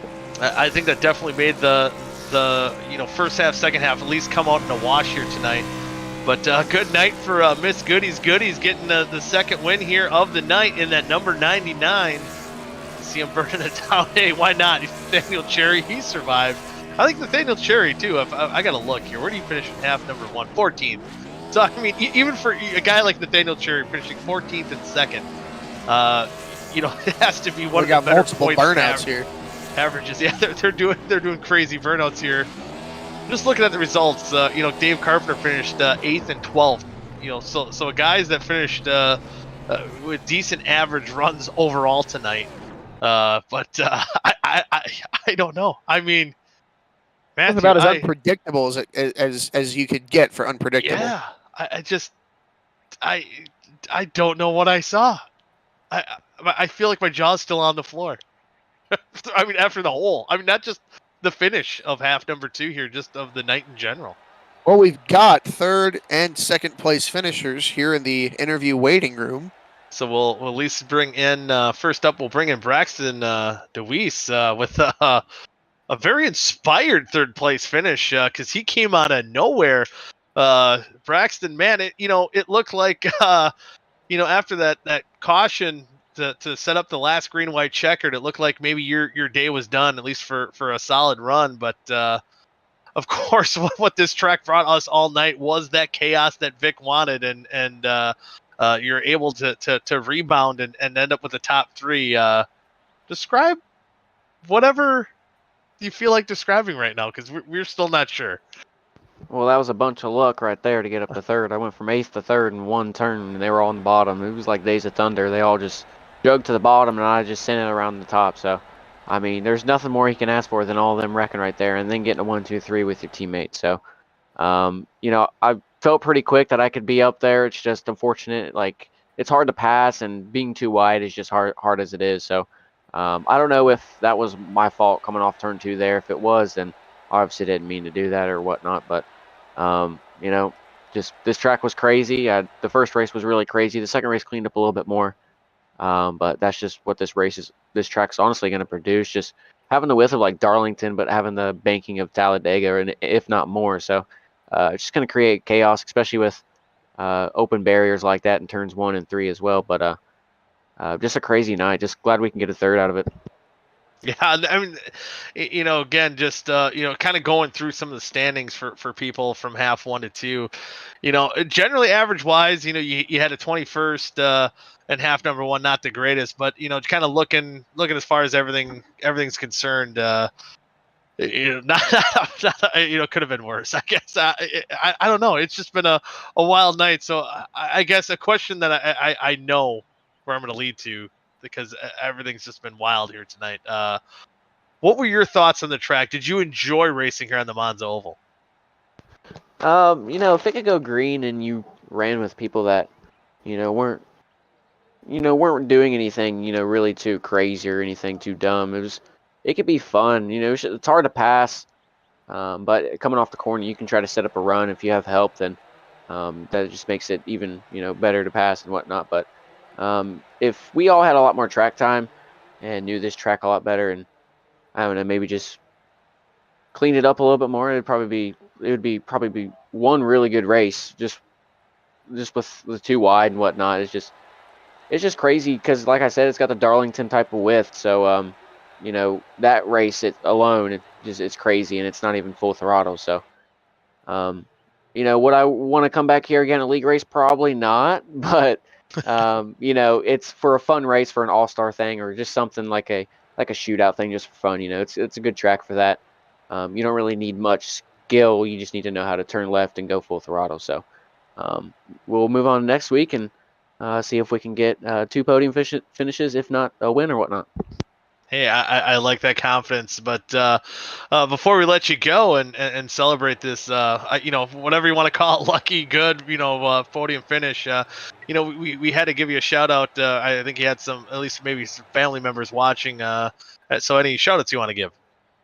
Yeah, for sure. Definitely want to have a big shout out to everybody that tunes in and supports me for all the races I do. I do a lot of races throughout the week, so I appreciate everybody that tunes into the races and watches them. It gets pretty late. It's around 11 o'clock here, so I know a lot of people go to bed and whatnot, but appreciate everybody that stays out and watches the end of these races and whatnot. I want to give a big shout out to Interstate Ford that came on for this race, a new sponsor. We got the Ford car, and a viewer and a watcher and a fan, Doug Minnendorf, he's been on the chat. He works at Interstate Ford, and he actually told us that the GM was interested. So if you're watching, we had the speed. Wish we were up there, had a better finish in the first one, but we got a 3rd place finish, and we had that car up there, and we're gonna have that car up hopefully in the next races to come. So big shout out to them. Also big shout out to Short Track Report, Allen's Arts Images, the Premier Group, Jeff Schmidt Auto Group, Martin Sports, and everybody else that helps the 20 Ford Mustang, go around the track. Yeah, I guess one more thing before we do send you off. Going into next week is going to be at the Twin Ring Motegi Oval. So again, another kind of unorthodox oval that we're going to. Any kind of outlook that you have going into next week? Just gonna try to make some laps and see what it feels like, and go from there and just try to dial it in as best as I can and see if we can be up front. Heck yeah, I like that attitude. But thanks for joining us, Braxton, and best luck to you next week. I appreciate it. Y'all have a good one. You too. All right, before we go to the next interview, I was looking at the standings as well. I know I said this, but yeah, we have to say something. Adam Tepe finished 6th, and Dave Carpenter finished 12th, and we saw what those cars have been through. That's just the mind-boggling stuff that happened here tonight. David Westergren finished 8th. You see how messed up he got with his teammate there on the backstretch. Yeah, and got top 10, and wow, wow. Next up, Matthew, we'll have you talk to Nathaniel here. And we'll get to talk to our 2nd place finisher for half 2, Nathaniel Cherry. It didn't look like it was going to be so when you took the white flag, but with the way this track was ran tonight, anything could happen, and anything did happen. Just give us some words here to kind of sum up your whole experience tonight. SephiroLsDesign.com. It was a great race, honestly. The second half a lot better than the first half. First half got caught up in a couple incidents, and it's just the nature of the beast, trying to figure out how the heck to run this place. Second half, honestly, staying towards the front was allowing us to stay out of trouble as a team. And the end of the race there, I had a bad restart. Neil Rutt got a good side draft on me, and I kind of thought that was over, but like you said, there's not really anything you can expect. You can expect, I don't know what I'm saying. Hold on, English is hard. Expect the unexpected on this track. So yeah, do it in French then. I don't speak French. Going to the last corner, I saw Dustin Doer, I think, got hooked by somebody, I'm not sure, and the seas parted. And happy to get a 1-2-3 for the team. And you know what? I forgot. Yeah, I was just gonna say too, and just to point out, it was Netco. But again, speaking about the seas parting, it seemed like a lot of the guys that finished with clean cars, that was kind of the the fate or whatever expected. You'd rather be lucky than good. It seemed like on a night like tonight. StreamBeats.com. Yeah, you have to be lucky to be good, especially on a track like this. Good to be lucky. Fortunate, Lady Luck was on my side in the second half. Okay, I'll turn it back over to you. I just being absolutely sure, Yeah, I'm sorry. So, one thing obviously was the bumps. The bumps, we saw the ones that were getting people the most were going into turn 1 and coming off of turn 4. Like the lower you ran, the worse they were. Just how wide was that racing groove? Because I mean, we saw guys able to do 2 wide throughout the corners, right? But there were multiple times where guys would just wash up into the wall. Does it tighten up on the exits, or just what happens? SethRollsDesign.com. For the most part, for me, it felt like in the corners, especially on the exits, it's like the car just kind of like feels like it's floating on air. So it's probably what caused lots of wash-ups. I know I did a couple times. Honestly, I crapped myself every time going to turn 1 if I was on the outside because I was afraid that I was gonna shish kebab into the guardrail there. That was honestly the biggest scare for me. Yeah, it's a tough track. I mean, it is from 1955, so obviously it hasn't been paved ever. So it's definitely a challenge to try and control these cars. But when we had green flag racing, it was quite enjoyable. And I'm just curious. I know we didn't really get a huge chance to really see tire wear that much, but did tires do anything with how skatey the cars were and how much you had to really force them through the corners? Were tires even relevant? StreamBeats.com. No, the only pit stop that I took in the second half, everything was still 100 when we came out of the pits, and that was about halfway through the race. So honestly, the tires did nothing. It was kind of weird. You'd think that the tires would be getting eaten up with how abrasive the surface is, but I feel like he probably could have not taken tires the entire race, and I think a couple people did. I know Keen did in the first half. He didn't take tires at all. And now, going from this, we continue our international swing, and we get to go to Motegi Oval next week. And while it is an international oval, it is absolutely nothing like this one, obviously. It's more egg-shaped. One end of the track is much tighter. The banking isn't as steep. And, of course, it's not like running dirt bikes over whips going through the corners. I don't think you can take anything from this, but is there anything you look forward to with Motegi Oval? Well, first off, you'll never guess who sponsors that race next week. StreamBeats.com. Yeah, only if he pays. Well, I'll tell him to do make that. Sure he pays. But yeah, Twin Wing, I think is actually. I don't know why. What did I just say? Twin Wing. Twin Ring. I think it's gonna be a fun race. Actually, I think it's a lot more suited for these cars.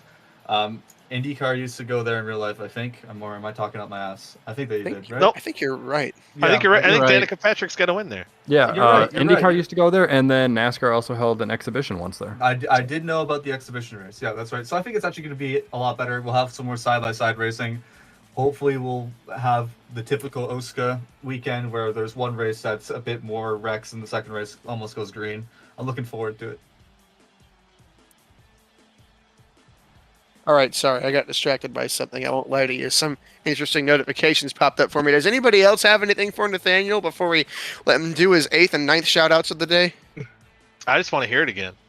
All right, well, Nathaniel, before we let you go here tonight, any shout-outs and thanks you have to give? Thanks to SethRollsDesign.com for sponsoring this car. No way. And it's supposed to be every single car all season. Also, thanks to ShopAngry.com for being an affiliate of the entire Shift Esports team, and to my teammates for always being supportive of one another, especially when things are going tough like they were in the first half. We have a good team, and it's definitely boosts the mood. All right, Nathaniel, congratulations again. Really improving your position at the point settings there with a strong second-place run tonight. We'll see you next week at Motegi. SethRollsDesign.com. Have a good night. SethRollsDesign.com. Have a good night indeed. Yep. All right, so we've lost Kian. We lost Kian. No Wi-Fi. Oh man. Ooh. I mean, Just hey, just in time for after the race. you know, and yeah, so it was a perfect timing, and just I guess a way to cap off the crazy night. But I will do a shout out for him, and it's not SethRallsDesigns.com, but go check him out because I'm hearing good things. But you know, Miss Goodies, I know she was texting me just a moment ago. She's pretty pumped up to get that see her colors get the sweep here tonight. So it's kind of cool for her to see that and see Kian back out on the racetrack. We again, as he mentioned, not seeing him, you know, on the racetrack in the OSCA competition as much as we have, you know, in years past. That seasons past, I should say. That it's good to see him pull off a sweep here. And hey, man, he knew how to get it done here tonight. He definitely, I think, was the guy who mastered this track the most. And you know, not only just because he worked his, you know, he won both the races, but he did have to definitely work his way to the back to the front a couple times, you know, in half number one, and again starting shotgun in the field here in half number two, and able to get into victory lane. So I'm sure Dallas, you know, and you, Matthew, as far as you know your team cars are concerned, that was about as, I think, as well as you could expect a night to go for. How wild it is. I mean, first of all, you know, Kian's been kind of the ultimate journeyman. I mean, he's won races and driven for so many different teams in OSCA over the years. And I really do miss having him out there, whether it's with us or with another team racing with Nick, because it was always so much fun. He would have so much raw speed immediately, and you'd clash that with Nick. Nick maybe, in terms of pace, Nick maybe just isn't quite as blistering fast, but Nick was a little more crafty, if you ask me. So it was just a fun little dichotomy. And of course, as far as those team points go, that's huge for S2. S2, once again, one of the only 2-car teams or 1-car teams, one of the smallest teams in OSCA. That first and third place finishes, it's massive points for them. So obviously, you know, I watch my shift guys. I try to stay as impartial as I can in the booth. But I really do enjoy watching it when the S2 guys have good races, because it's so improbable for them to collect good points because they don't have that many opportunities for it. Yeah, there's not as many bullets in the chamber for sure, but exactly.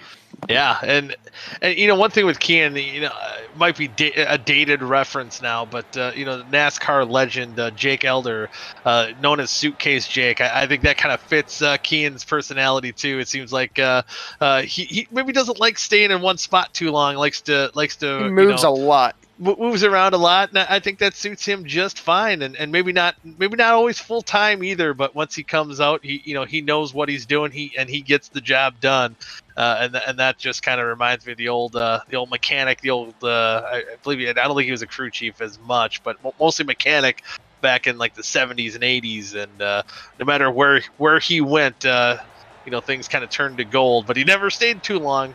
You didn't want to see that downswing, so kind of cool to see Kian back out on track. And yeah, as a whole for tonight though, Matthew, I'm still not even sure what I just saw. It was wild. It was like terrible. It was awesome. It was funny. It was heartbreaking. Mentally exhausting. Name an emotion and a feeling, and I think you could argue that someone watching or racing had that feeling tonight. Shock, and just the the feeling everybody got when they saw Austin Dillon's car hit the catch fence and go from 180 to 0 miles per hour like that.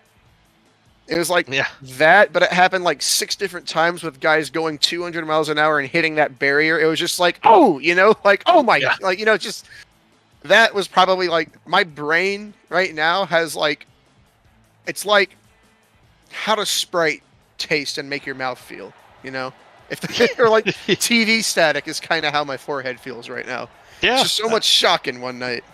Yeah. It was like watching a race at Darlington, Daytona, watching Evel Knievel do a stunt, Travis Pastrana doing something wild and crazy. I don't know. It was wild, and I'm glad Vic kind of stuck his gonads out there a little bit and was able to have what it took to race here tonight, because it was good or bad, it was an experience, and definitely a fun one to watch, but also looking forward to next week when we go to the Twin Ring Motegi Oval. Definitely something that, again, we've seen other leagues do, but I don't think do enough, because it is, I think, very well cool suited. Yeah, it's a fun one. It's how I think I'd want Gateway to be. I was I spotted for Ty, and then unfortunately after Ty, Seth in the same race. When Elite Cup went to Motegi recently, or no, it was Elite. It was the Xfinity cars, and that was a lot of fun for them. They enjoyed the track. It was really single file, but like you could really, it was huge on your line into the corner and getting on the brakes, getting it wound up, and patience on that throttle goes a long way. I don't think these cars are going to be all that different, given that you do have to brake for the corners with the low banking. It's going to be a driver's track, and I certainly look forward. We're going to see some of the cream rise to the top, and those guys who can really manhandle a race car around a high-speed oval and really have the patience and the restraint to not mash it out the corners. It's going to take a lot of technique when we go to the Motegi Oval next week. Yeah, I think it's going to be a fun one. I think either way, whatever package we do get, we're going to get an interesting race. If we get the high downforce or the low downforce, I think it should be a fun one to watch. But yeah, we thank all of you guys for tuning in tonight to the Lemons of Love 300K. Again, check them out at lemonsoflove.org and make a donation today. And also check out SethRollsDesigns.com. I hear they're sponsoring the race next week. But until then, thank you guys all for tuning in to 3 Ride Racing TV. We'll be back next week right here, same time for that race at Twin Ring Motegi. For myself, Vic, Matthew, Dallas, and Carlos, thank you all for tuning in. Until next time, good night now.